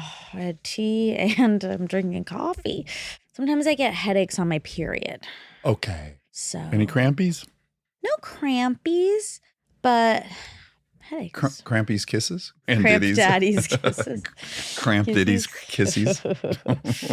I'm so sorry you got a little bit of, I see you have a little sputum on your Pradas, your white Pradas. Yeah. Do you want to wipe it right now with some tissue? It's okay. It's all right? Yeah, thank you. I Okay. appreciate the offer.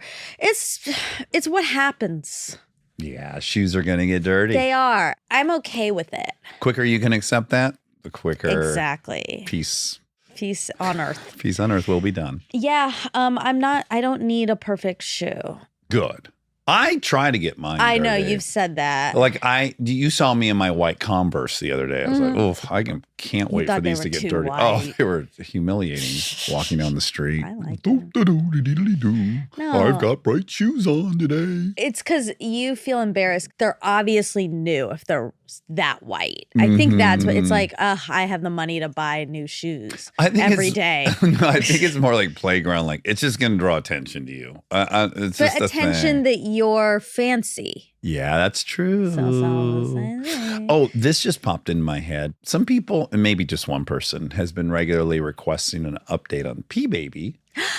I know. I miss P Yeah. Baby. Where is P Baby? I guess we can't give you one because we're not certain. So P many Baby's times. probably with my grandpa. PB is definitely dead. The toilet's probably gone, right? Oh, but could have P Baby escaped the Yes. boundaries? Well, yes. P Baby definitely evaporated before the toilet got removed. Although the toilet at this point is probably still there. I could run over that. I could check with Bill. This person suggested many requests for an update on P Baby, and then at some point wrote like maybe Hermie and Permium's living with P Baby, and perhaps we could get an update from Hermie and Permium. Okay, I see. An update. I wasn't leading you all there. I just like No, I love just that. it just occurred I to me love that him. that was part of the what a sweet man. He's taken in the P Baby and the robot. I don't know how All these Hermium makes his money misfits. though. I'm on disability. Oh, Yeah, I got a bad back, but that's okay because it gives me a lot of time to pursue my other interests, friendship. oh. So should we ask him what's the Sure. state of? Sure. But I'm a little nervous. But okay, Tell me what you I'm just like, is he gonna have bad news? I mean, I just don't know what I'm curious too. got. Great news for you. P Baby just graduated TK. Oh my God! Wow, wow. He or she is doing wonderful. Yeah, that's right. There's Top no marks. gender. Celebrated around the whole playground as being a good companion and someone who can listen and rarely interjects. Doesn't have a lot of advice, but that's okay sometimes. Wow. Okay. TK, P Baby's aging interestingly. The chronology of a P Baby is very peculiar. I agree with you there wholeheartedly, Miss Monica. We'd love to have you stop by the house over in Colorado, New Mexico, Arizona, USA. Say hi to me and the robot. Is that my friend Monica? Has she ever considered dating a robot? Oh, okay. Because I am a boy, so she shouldn't feel ethically compromised. The robot needs to know that I can't date boys. I have to date men. He's not I a man am yet. 18 years old. Okay. I think he's lying. Some of my material is timeless. Well. Wait, now he has permanent speech impediment. That got confusing. No, it sounded like him. Well, those two are. I'm glad to have chatted. Sorry about your headache. I think okay. we should update people. This is the earliest we've ever done a fact check because we started an interview this morning at 7:45. Early pearly. It is early, but it's nice because Well, the whole day to whole day ruminate. And I liked it because it gave me an excuse to drink more caffeine than I normally get to. I saw you had a coffee and then started on your Well, own. Wobby Wob had brought me a Maru and Yep. brought you a Maru. Yes, And then I also wanted to brew one. exactly. Just because creature of habit Yeah, I know. I brought a tea in, so I drank that, and now I'm drinking more. transitioned into the Rue. Yeah, to the root. Okay, something uncharacteristic happened. Please tell me. Yesterday, I left to go to a pickleball birthday party. Okay. Left my house. Are you allowed to tell me who's Rachel, I really need her to teach me because we just like paddled around? a little bit, and I liked it, but I couldn't really. I don't know how to play yet. and I'm a lot proud of people you for play. playing because you wouldn't participate in my volleyball game. I So know. I had low expectations of you playing pickleball. But listen, you don't want to believe me. I don't like volleyball. It's not that I just don't want to participate in anything. Okay. I just don't want to participate in things I don't like. Right. Have you ever played grass volleyball?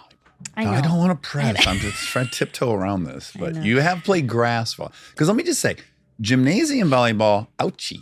Ouchie, yeah. Sand volleyball, too hard. Grass volleyball, just right. Well, except that everyone was in so much pain. It didn't make it more alluring after the fact. Uh-huh.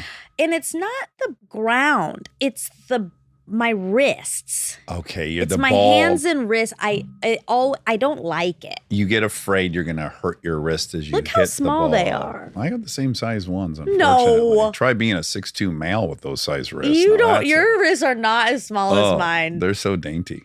It stings. I know what you're talking about. It stings when you hit hurts. sometimes. Yeah. If it's a hard ball, like gym class, it Yeah. stung when you were playing. Guys, you hit with your fingertips, and it's not. It won't It's hurt. still Well, it's, but a it's volley. an impact. Fuck that. I'm anti that. Oh, Move. okay. Yeah. But even that, it's the impact. I have dainty wrists. It was always hard for me to do back handsprings Oh, okay. because of the impact. Right. Okay. So, anyways, back to pickleball. Okay, yeah. So, but pickleball, I'm happy to try. It was fun. I didn't really play any of the games 'cause I didn't know how to play, and people knew how to play. It wasn't Yeah. fair. So I went to this party. I'm gone for a long time, and it hits me that maybe I left my candle on. Uh-oh. But if you didn't know that I was telling a story right now and I was with you and I said, oh, I feel like I maybe left my candle on, you'd say, no, you didn't. Mm-hmm. Well, yeah, because I know you worry about things. Exactly. Yeah, you'll be in bed thinking your oven's on. Exactly. Right. So I channeled everyone else who I knew would say, I'm sure you didn't and you're just worried. And I get home many, many hours later. It's on. Uh-oh. Left it on all day. Oh, in an apartment building. Scary. Yeah, yeah. I hate candles. But I guess, okay, then I started to really think about it. The fear, right, I guess, is that something would blow on it and catch fire. No. So this is what happened. As you know, my mother's house caught on fire while we were downstairs in the basement having a Shows and Shoots work party, Christmas party. Yeah. And we were down there playing pool and everyone's pretty hammered. And Dean goes upstairs to get probably some more refreshments of some sort. Yeah. And we hear him screaming, fire! Yeah. For real! Fire! Like, Oh my because God, we're oh all my such shithead jokesters. Right. But it was pretty clear by the tenor of his voice that it was real. So what had happened there is there was a candle on a glass table. Sometimes those things crack. Like they get hot. It cracked. Got too hot. As the wax spilled out and then over the table, it all just caught fire and it went right down to the wood floor. And now you have this accelerant on the wood floor. I think they're the cause of like 90% of house fires. I mean, it's. I know. I just always wonder because, okay, I've done it one other time in my life Okay. and it just burnt out on it. So, like, it just burnt all the way down and I Then it think was that over. 99.9999% of the times, that's what happens. but then I guess, yeah, the glass crack is an ish. Yeah, and shouldn't happen. Maybe it was a shitty candle my But- mother had bought. But also at that exact same time, I worked with 4 dudes that lived at this house. One of them had candles burning in his room, burnt the whole house down. What? So it was like that happened, and then the thing at my mom's house happens. I'm so reckless with so many things. Candles happens to be the one thing I'm like on high yeah. alert for. And so Kristen loves candles. They're burning all over the house. Yeah. And my thing is like you got to have a runoff. At least like if you're going to have these candles burn all the time, please have them on a plate that'll capture if it breaks the wax so it won't spill over. I don't ever want to see a candle on a wood finish of anything. So I'm pretty neurotic about the candles. My candle is on a little pedestal Oh, great. and it's on top of books. And that's all on top of a wood table. And books are very flammable. Well, the top is not. It's a coffee table book. It has a veneer. Yeah, it's pretty flammable, I think. Okay. Well, Anywho, anyway, that's my story. I'm not trying to shame you. That happened. I'm trying to save you. So I think books are pretty flammable. I know. Do I you don't have know like what to platters? say. Don't you have decorative platters? I don't have. I mean, yeah. I don't know. I don't know what to say. Okay. It was a big oopsies. Like this candle, I was in the house, I guess Friday after we recorded, we did 2 episodes. And then I find myself in bed going like, oh, right. I remember we had a candle going. That's on a wood desk. Sure. And then I start getting neurotic about it. And then I got to come up here to double check that it's out. And was it out? Yeah, I will say you normally blow it out before me, and I'm pretty neurotic about Okay, candles good. also. Hopefully between the Yeah. two I like of us. come over there and I'm like, how's this blown out just already? because I did this the one time, I'm careful. That's why it's Oh, I'm not so, accusing you of not. That's why it's so upsetting when you're right. Yeah. Because then it's really bad for anxiety. It fuels another 20 times being wrong. Yes. But luckily, nothing happened. Still just burning a little quiet burn. It probably smelled wonderful in there too. It did. It did. That's how when I came in, I was like, oh, fuck. I It's definitely been did. burning, Because yes. it smells great in here. I need to practice using the fire extinguisher, but I can't really practice. Also, I don't think you do. You pull the pin out and squeeze it. It's not very complicated. Okay. They make it real intuitive. Yeah, so that happened. And then on Saturday, something else happened on Saturday. What? I went to bed really early on Saturday. I was so tired. And I went to bed and then I woke up in the morning, early in the morning, which was exciting. Right. Before the sun was out. And then I looked at the clock and it was 11:30 p.m. Oopsie doozy. I already slept the whole night. Had your dreams, had your REM, Yep. had your deep cycles. Did everything. Made your endorphins. Oh, it was so upsetting. What did you do? I just closed I tried to go back to sleep, which I did. Oh, good. I don't know how long because I didn't want to keep checking. Yeah. I don't know what time I fell back asleep, but I did fall back asleep at some point. Okay. And when you woke up for the second time, what time was 9. it? Whoa. I know. Yeah. I know. Weird. You needed a deep cycle charge. I guess. I still feel tired. You do. Wonder what your iron's at. Well, I'm on my period, so it's probably low. Right. I had beef yesterday, though. Oh, good. Get some beef. I love beef. I What kind do. of beef did you have? Hamburgers? Oh, God. Yeah. Well, he's no. here now, Oh, too. God. Sorry, not coming in. Don't even wait for an answer. Check me out. I'm here. Take me in. Ah! Just like the beef you had. What kind of beef was it? It was ground beef. Oh, grind it. Ew. Yeah. Oh, he's so the opposite of the robot in Hermium Permium. Yeah, it's the yin and the yang. Ew. He's so awful. Oh, man. I had a really, really satisfying day yesterday. Tell me. So were you done? Yeah. Okay. I am preparing to go to the sand dunes. Yeah.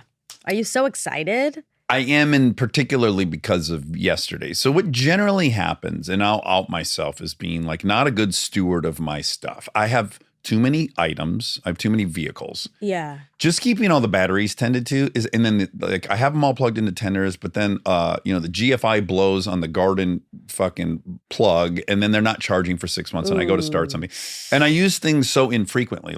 I would love to go to the dunes all the time, but I don't really have time. So I have not been to the dunes, and I went in November for Aaron's sobriety birthday last year. So we're at 14 months. Wow. So I haven't started my sand rail. I haven't started the razors. The razors have been in a trail, all this shit. Yeah. And I had help. Jay was helping me, thank God. So I at least deployed him to make sure the batteries were charged last week. Oh, that's smart. Fucking sand rail fired right up, ran beautifully. The razors all worked. Oh, great. I loaded the trail. There's always an incident loading, the fucking cable breaks with the big heavy door. But everything went beautifully. Everything ran beautifully. Everything's prepped. Everything's full of fuel. The extra tank is full. I slid it right into the trailer, the big trailer, then the one-seater behind it. Everything's Wow. perfectly Everything there. as it should be. Yes, and then I put the trailer ahead of time, already where it needs to be to hook the bus up to it, which is always a fiasco when I'm trying to leave. So Sure. everything is ready to get hooked up and drive away, and nothing's broken. Which then led back to the candle and obsession and kind of obsessive compulsive thoughts. Uh-huh. At some point when it was going so well, I'm like, the bus has got to be broken. You're waiting for the other shoe the to shoe to drop. drop. There's no way Yeah. this is all going. Because usually I'm discovering I have a big mechanical thing I've got to sort out. Not enough time. Yes. So everything's working so perfectly. And so the only thing hovering above me is that I'm going to fire up the bus on Wednesday and the suspension's not going to be working or something, the air Okay. suspension. I have them.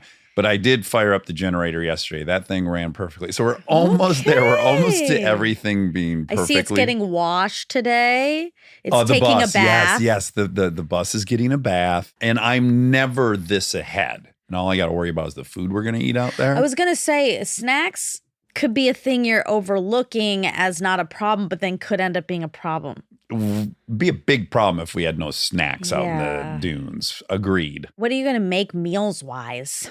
I plan on taking out a couple pounds of taco meat, a couple pounds manwich. Okay, great. And then I already have like 8 steaks out in the freezer. I already put them Ooh. in the bus in the freezer. I've already got a few in the fridge thawing. So we'll barbecue steaks and we'll have our ground beefs and our, That sounds nice. But you're right. We need more snacky snacks. Yeah, little- chippies. Because the little mice and rats will need some chips. The mice are gone.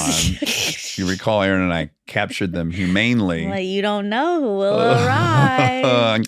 Yeah, for their chippies. Look who it is. Their Miniature cheese. mice. Will you talk to them and just say, like, can they sit this trip out? I will. I Okay. will, as their mother. Do you remember how, like, the first time I discovered that we had the mice is that I thought Aaron was eating Ruffles at 3 In the in the middle of morning? the night. I was like, Yeah. I felt like his parent. Like, I want to go yell at him. Like, you can't eat chips in the middle of the night. I was like, when I woke up, I was like, how am I going to broach this subject that I don't think he should be eating chips in the middle of the night? Yeah. And finally, I just said, did you get into the bag of Ruffles last night? He's like, no. And he can't hear a fucking thing because he's hooked up to that contraption Yeah, while he sleeps. Exactly. That's okay. So, I mean, this is a moot question because the answer is yes. And for all of us, if I was there and you were like, oh, Monica's eating Ruffles in the middle of the night, Yeah. you probably wouldn't, well, you tell me, you probably wouldn't be like, I need to tell her she shouldn't do that. Correct. Isn't that funny? Like we have such specific, but if there was something else I was doing, you would. Exactly, because we're co-piloting each other. Yeah. Like that's part of friendship. You know, Yeah. Kristen's telling Eric not to eat the Krispy Kreme on the birthday party on Saturday. Mm-hmm. You know, like we're kind of trying to help each other with minimally their expressed goals. Like I'm Totally. never trying to intervene with somebody who hasn't expressed a goal. Yeah. But if a friend of mine has expressed a goal and then I hear something that it might not occur to them, this is very contrary to your goal, I might mention Yeah. it. That's true. I guess you're right. It has to be stated. Like they need to have sort of given you permission to do that. Yeah, like deputized you to help. Because also, for me, it's also a very big sign of love. I don't care enough about a lot of people to have an awkward conversation that might offend them. I'd rather just skip it. And I don't Yeah. really care if they don't meet their goals. So Totally. I guess you also know he does have that goal. So he would never feel defensive about it. right. Or maybe he would, and then he would get over it because he Right. would quickly recognize my intention Yeah. was to not control him, but to help him. Yeah. But similarly, there are people that would tell me this candle story, and I would just listen, and I would have no feedback. I wouldn't tell them how to avoid burning to death. I would just be like, okay, yeah, you're handling your candles however you handle them. But you, Yeah. I'm gonna like make some suggestions. I don't know what to do though, because I love the look. Yeah, it's a good look. And I love but the you smell. love silver platters. Am I wrong? And Well, brass platters. It's on a like gold brassy little pedestal thing. Mm-hmm. But I don't want it to be too big. It won't look good if it's too big. No, but what about small trays, like serving trays that Yeah. are decorative? Yeah. You have those. I do, but it just Could we put our candles on those? I don't think it's gonna look as good. Okay, well then. But I hear you. I think Can't commit to it. That's okay. We're not there. We're not ready for this. I just can't believe I did it. Right. Right. So Like, wow. again, and as your friend, I mean, I think like I have long COVID wanting to or be current COVID, maybe. wanting to be infallible sounds like an unobtainable goal as your friend. So in place of that everyone's fallible, I'm suggesting a backup, a safety net, which would be again a very beautiful serving platter. Okay. Okay. Just think about it. I'll look. I mean, I love buying stuff, so I guess I could go buy one.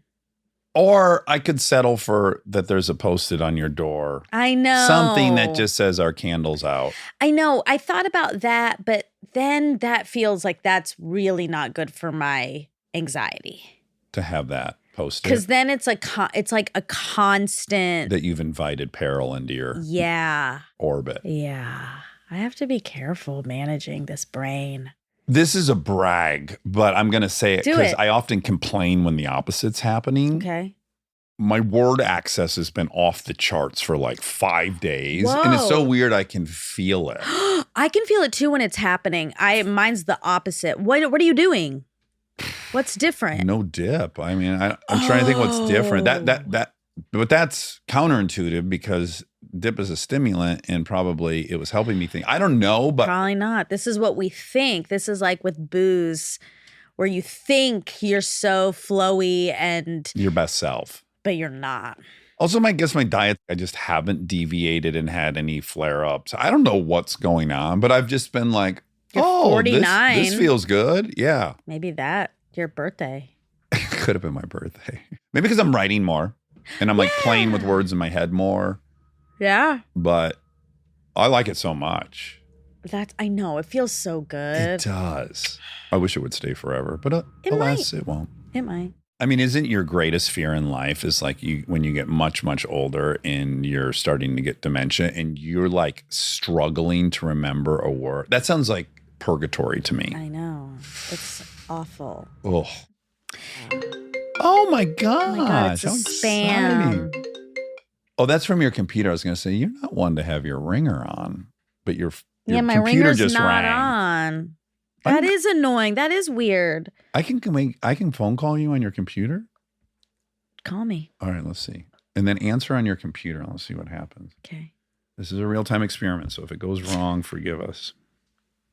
Okay. I'm going to go to favorites because you're one of my favorites. Oh. And then I'm going to go here to messages, but then I'm going to go to call. Okay. Let's see. Okay. Hold on. It is. Okay. But let it ring on your I computer. did. Okay. It did. It just didn't make a noise. Okay. Hold on. I'm going to. Hello? Hi. It's What kind of beef did you eat last night? Did you? End. Hung up on him. He's not allowed to call me. I thought I'd get you here on your computer because you're so smart. It's like he's so weird. Educate me. Oh, stop. Stop. He's so aggressive. Oh, man. Okay. No one modeled any good behavior for him. It's not really his fault. Yeah, it's not his fault, but it's his responsibility to change. You're absolutely right. Okay.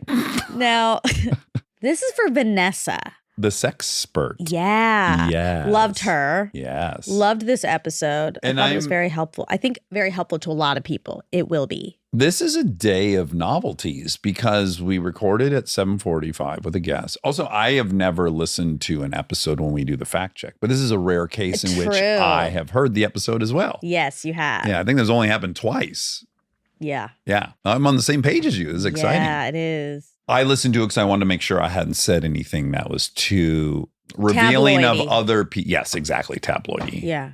And I didn't think so. Well, You had already removed stuff? oh yeah, I mean, I cut Yeah, so yeah, much. yeah. And I was sad to cut some of it, to be honest, because Sure. I think it was good, but we just can't trust the world. And that's just sad. Yeah. It sucks. For me, the boundary is, and I think I've said this in the past, like there's definitely been moments long ago where I would have gone to an SLA meeting. I relate to that. And in fact, I went to one once Yeah. with a friend.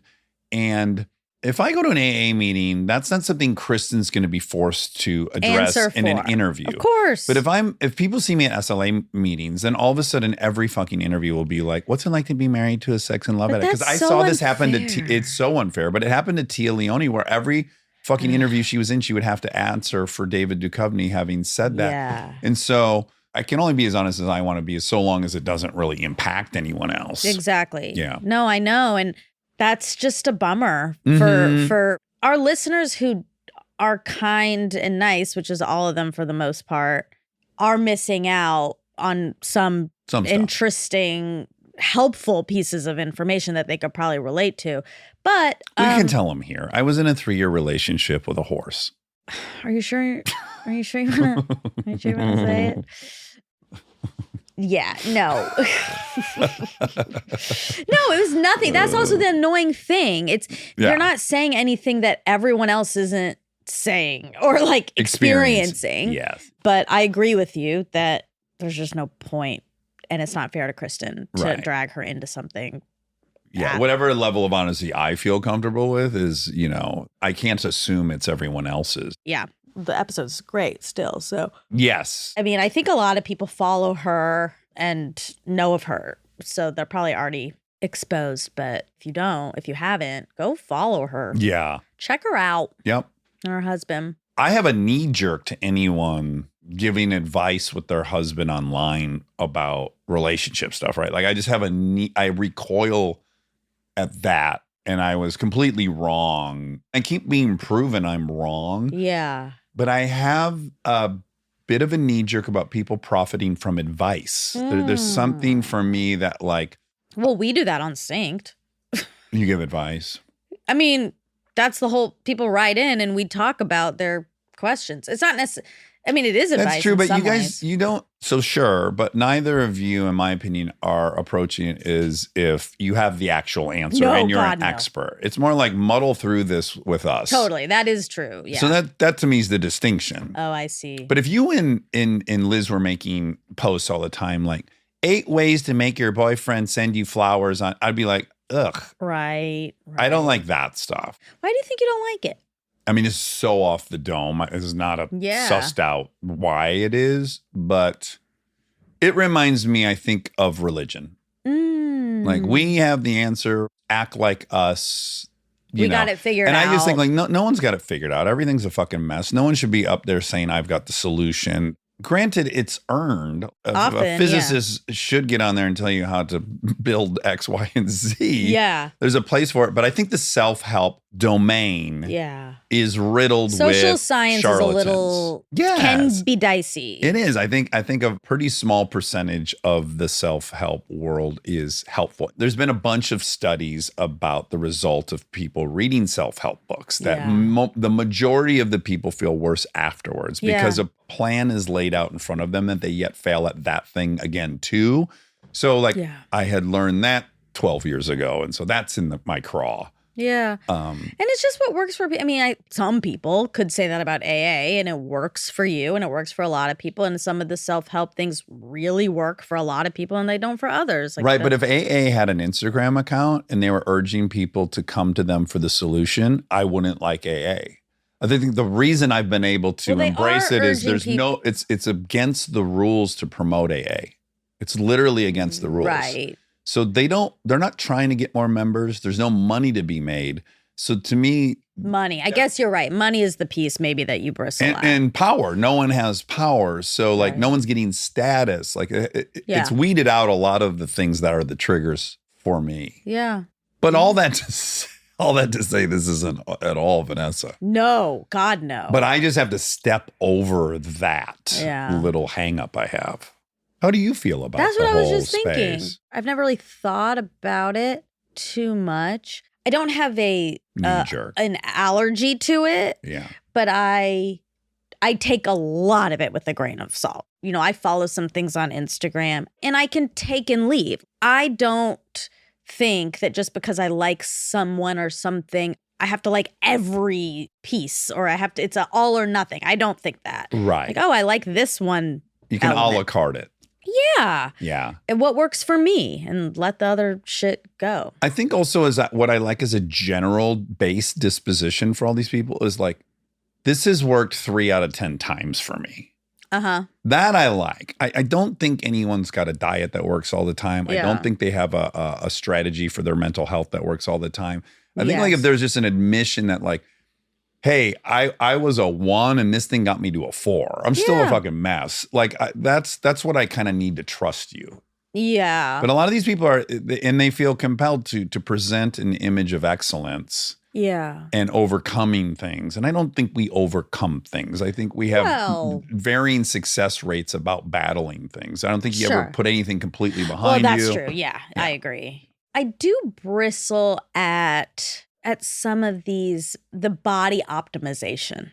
I do bristle at that way more than I do the mental optimization. Right, like when people are like, how to hack your longevity. Let's go right at probably glucose monitoring. Is that one of them? That's because it's in our circle a lot right now. That's in our circle. That one for some reason doesn't, because I associate it so much with diabetes, where I'm like, you need to know that. Yeah. No, it's just when it's all consuming, where my whole day is spent doing this and then this and then this and then this and then this in order to optimize. It's also fine I think it also gives a sense of control. Which It might is great. be like the least bad of many addictions the person could have. It's fine, but I am not buying in. Yeah. I agree with you. There's a lot of different fads that pass through in and out of our circle. Yeah. And I'm kind of like, every road leads to the same place. Consume the same amount of calories you expend. Yeah. Sleep. I know. Like, wait, you got all these different ways to Exactly. reconfirm this. Like, this is not a mystery. Exactly. Yesterday I was thinking about it. I was like, I haven't eaten a vegetable in 2 days. I need to eat a vegetable today. You need to eat vegetables, get some protein, sleep, Drink water. and And move your body. Exactly. So, like, what movement of body is superior to the other? Like, people get hung up on that. I think it's part of our technology fetish. It's like there's always going to be some technological breakthrough that's going to revolutionize this experience. And I'm just more pessimistic about that. It is capitalism. And I'm not even one to normally go there, but it's selling your health to you. Yes. And it has to be novel. So you have to have some proprietary approach. Yeah. What I don't like about it is there's a false promise that there's perfection, which is not true. I was having a conversation. A group of us was talking about relationships, and this person was talking about leagues. Leagues. What are leagues? This person's out of my league. Oh, sure. Uh-huh. I was like, what are you measuring? What are you comparing? Intelligence? Are you comparing physical attractiveness? Are you comparing financial success? Or what are you saying? Educational attainment. Exactly. Athleticism. There's a million ways to define your league. And so I just totally reject this idea of leagues. And you get to decide. You get to decide. But that's why when you break it down, it's so Arbitrary. totally arbitrary. Yes. And you know what my fanatical religious view is of the primate and how we're supposed to be. know. So, but I think there's still room for you and I to see eye to eye on this, which is like, I think it's how I'm compassionate towards everyone because Me too. I think primitively we're trying to evaluate status and we're trying to get with the highest status person we can get with so that we'll survive. Because that's how we survived, is the higher status person you linked up with, the greater your rate of survival would be and your offspring. So that's like just baked into us, and that's not our fault. But some people are driven by it way more than others. I see it. I see a massive. Sure. I'm sure there's an enormous spectrum of Yeah. how driven people are by that. But I think if you first acknowledge that's how you're built, have some compassion for that, Yeah. and then say, okay, that's how I am, but what do I think should give someone status? Yeah. Not, looking around and trying to piecemeal what I think society, because it's very misleading, because the hot people in your school aren't the people that could have ultimately ended up a Exactly. higher survival rate for you. You could also be poor and rich in a month. But again, this goes back to when there weren't jobs and educations and readings. So really the only measure mostly was your physical ability to defend yourself and to forage. Yeah. And then your maybe social acumen where you could climb the social ladder. So there was only a couple things. Well, and That's it the should have innocent. been We like gotta- cleverness too, I feel. That's like. what I'm saying, the social, because that's in the chimps, we see that the dominant male isn't always spreading their genes because the subordinate male has learned to yell leopard. They have a call for leopard.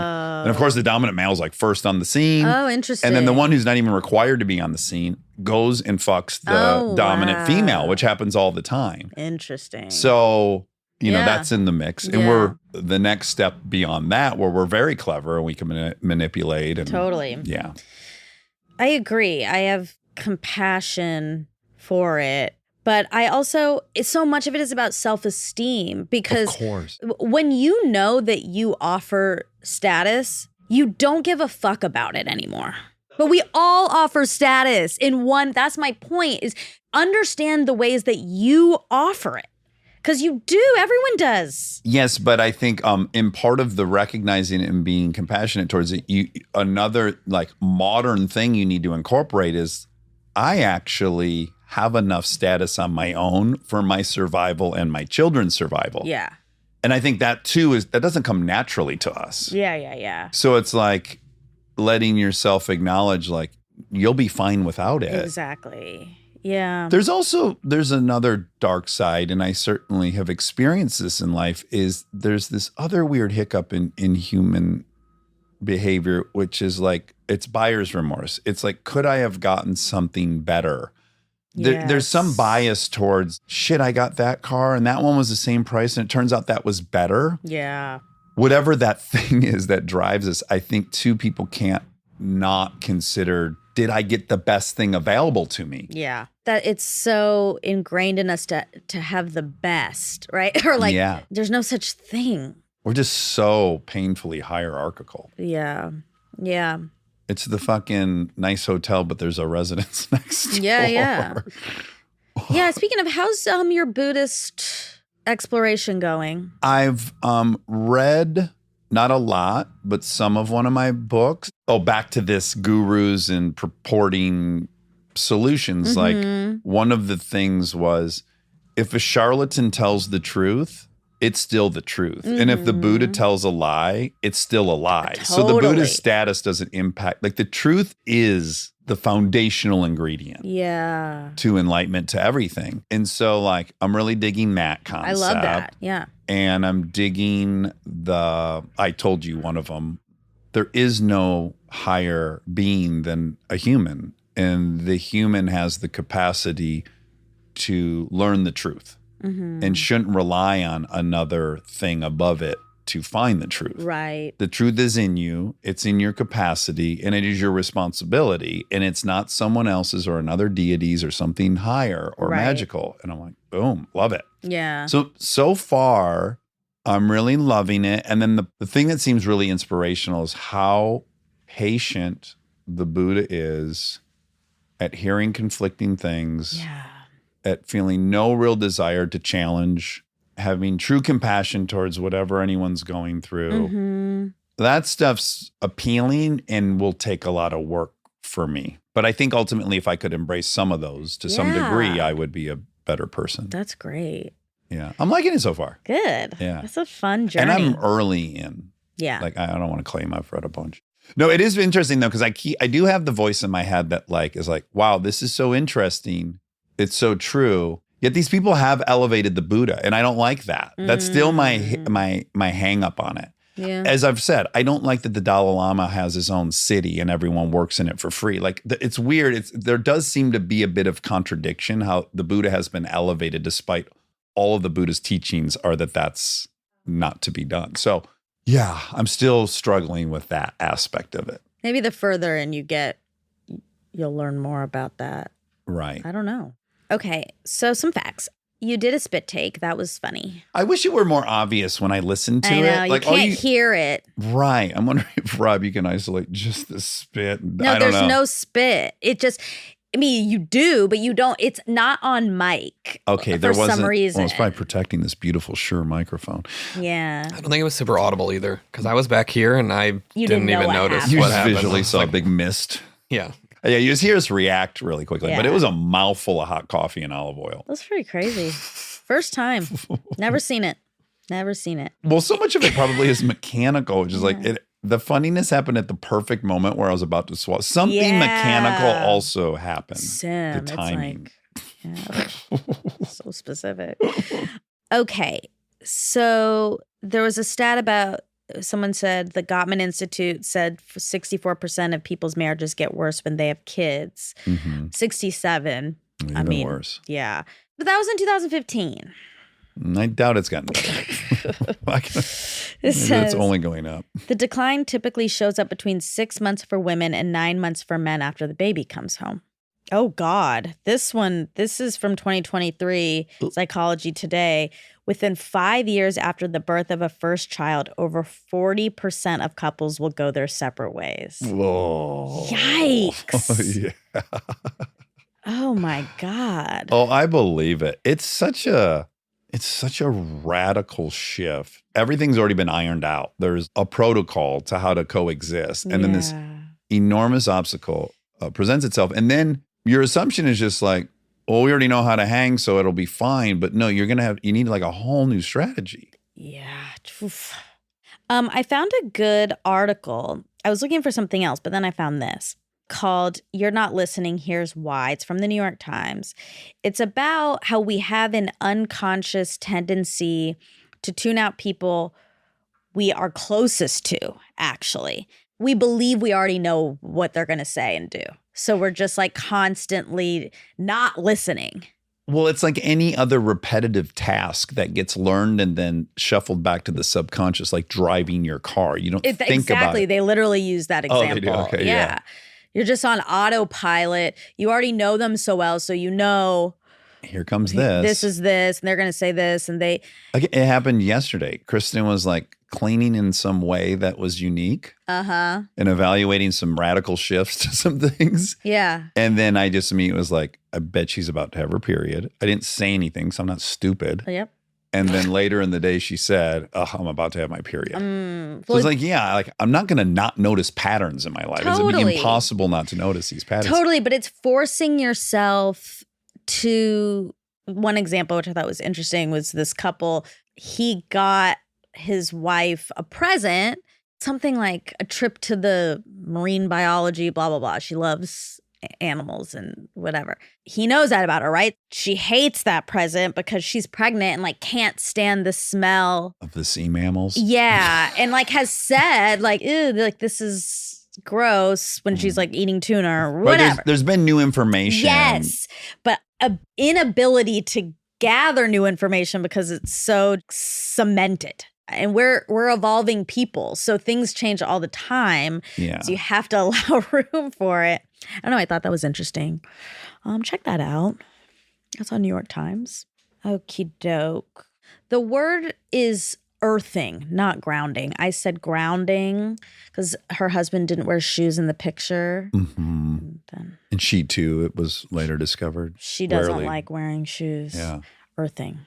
I want there to be a study on people who don't wear shoes. Oh. When I see someone who doesn't wear shoes out and about, Yeah. I'm like, whoa, that's a thing. If Yeah. you're someone who wears shoes all the time, it seems like a big decision. I don't know. Now I am curious about it both ways. People who are always wearing, like you wear shoes all the time. Me, yeah. I'm not the type of person who takes my shoes off to get comfortable. Right. Although I walked all through London without shoes. So I do like to. Yeah. Yeah. So, yeah, you're one of those people that people saw and was like, oh, that's weird. Yeah, I loved aquariums, but now the smell bothers me. So if you like the feeling, that's what they like. Yeah. I guess. Yeah, but great observation because you'll take your shoes off when you get home. I'm half. I like having my shoes on. It's tricky. I don't know. I'm hesitant to say this because it sounds like victim-y and I never leave my childhood. But I do something about, I like knowing if I have to get up and run out of the house, I'm ready.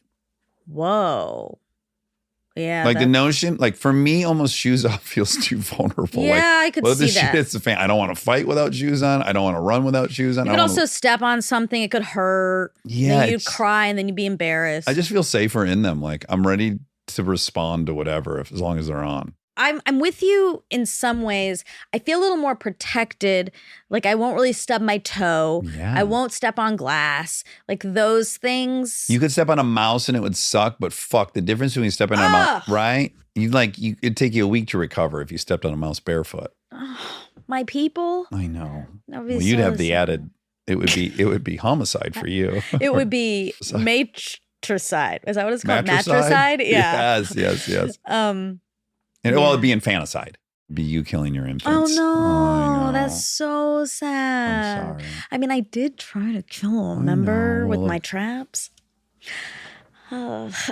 So Yeah, I think I'm more on the side of shoe wearing. I'm also not I'm not a nude like some people who love to be naked. I don't just like walk around my house naked. Right. Even if I'm by myself, I wear clothes. Let that be a message to all peeping toms. It's a waste of your time. Although, I mean, if I'm going from like the bath to there are opportunities. Oh, you just opened yourself up. To Opportunities to see stuff. I've mentioned this, that I have a nice neighbor. Well, the apartment complex next door is 1 foot distance from my bedroom. From my kitchen window.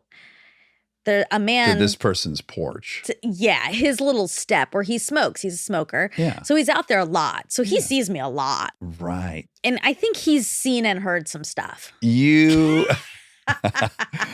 but you've come to view him as a guardian angel. I do. I think he's here to protect me. Yeah. And he was a red herring because at first you're like, I was scared of him a at first. smoker. Well, I was mainly just like, uh-oh. Yeah, there's a man hanging within 2 feet of your window. It's a little unsettling. And he looks, what's the word? Like he could have been a rock star. Okay, great. In his earlier days. Right. And rock stars are He looks kind of wily. counterculture-y. I guess so. But I like him a lot. Yeah, he's your guardian angel. Yeah, he's here to protect me. Minimally, he is a deterrent for anyone that would be trying to peep in because there's someone on patrol. I know. Yeah. I really want to know more about him. Let's find out. Okay. Let's do a spin-off podcast called Monica's Guardian Angel. Oh my God. And what if I find out he's quite a history? What if you end up marrying him? Well, like people who get attracted to prisoners. Oh, yeah, right. Yeah. Which we think maybe I could. Right. We've said that. The tiger fantasy. Exactly. Okay. I tried really hard to find what percentage of conversations in couples are purely logistical. I could not find that number. But then I did find on Pew Research, there's so many statistics about couples and technology and how many people share email and share calendars. Yeah, share calendars. Exactly. But also sharing email is interesting. Mm-hmm. That wouldn't be for me. Yeah. It says 27% of internet users and couples share an email account with their partner. Eric and Molly share like their iMessage and their, yeah. I have that. I had no privacy as a kid. Mm-hmm. It's just huge to me. I have nothing to hide, but I also, I want something in life to be mine. I get it. I have that too, even though I did have privacy, but I like having my own space and stuff. Yeah, like I have a journal. I don't hide it, but I would be fucking pissed if someone read it. Fucking pissed. I have nothing, like Kristen could read the whole thing. I'm not getting divorced. There's nothing I'm going to get, but just, I am entitled to a place that's just my mind. Yeah. I mean, I feel like if someone reads your journal, that's the biggest sin. Betrayal. Yeah. Yeah. Let's add to the equation that I would also feel like it would violate the confidence and trust I have with the other people I communicate with. Like when you're in a friendship with me, it shouldn't be assumed that you're also exposing everything to Kristen. So if you write me an email about something that's going on with you, I would feel like I have violated our bond by and having invited a third person in that I didn't clear with you. Yeah, I find this to be an interesting part of being single. Oh, sure. Is that married people pretty much tell each other everything? Yeah, and it's like we have to assume that when you're telling one person in the couple that the other person is privy to that knowledge. And I really hate that. Yes. I often, if I am going to confide in someone in a couple, I'll say, please don't tell blank. Right. Please keep this between us. I at least earned my honors when I had enormously powerful information about someone that I did not share until that person ultimately did. And it was months and months and months. Yes, I trust you. It's also, I'm lucky, right? So some partners, when they found out I had known that thing for 5 months, would have been very mad at me. Yeah. And to Kristen's credit, she was like, you're a very good friend. Mm-hmm. I think if you have the type of partner that's going to put you through hell when they find you out that you knew something, Yeah. I don't know what choices you have. Yeah. Well, I I'm know, but that, acknowledging my privilege. Yeah. Yeah, it's a weird thing. That's why therapists are so great, because you can tell them anything. Yeah. Okay. 11% of social network site users in a marriage or committed partnership share a social media profile with their spouse or partner. Also, 11% share online calendar. 67% of committed couples have shared a password with partner or spouse, an online password. Yeah, that's all interesting. Okay. Well, that's it. That was all. Yes, it was indeed. What are you going to tell me? Oh, Sorry. I just can only take so much of him. He's hard for you. He has made you laugh sometimes. Though. He does make me laugh. He does, but he's also like, he feels predatorial. It's weird. Because he thinks you're great.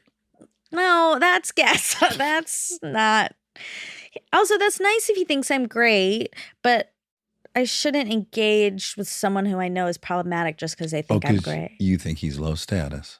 No. Here we go. You're a victim of your own complaint. Oh my God. Oh my God. Where do you grow up? I'm scared to know. In the woods. Oh. I like when you ask him questions. I'm asking you. I can't really communicate directly. I don't know about him till he's I know. talking. I know So that. I really can't answer that until, like, I wouldn't have said he grew up in the woods, but as soon as he started talking, I found out, oh yeah, of course he grew up in the woods. Yeah, I know. I don't want to communicate with him directly. Okay. But do you want to use a proxy? Yeah, Should you ask Wobby Wob questions and then he asks me? No, I ask you and then you talk to him and then he responds. Okay. Well, I love you. This has been a fun morning. Yeah, great morning, and it's only 10:50. Where do we go from here? I don't have anxiety about the rest of this date. All right. Love you.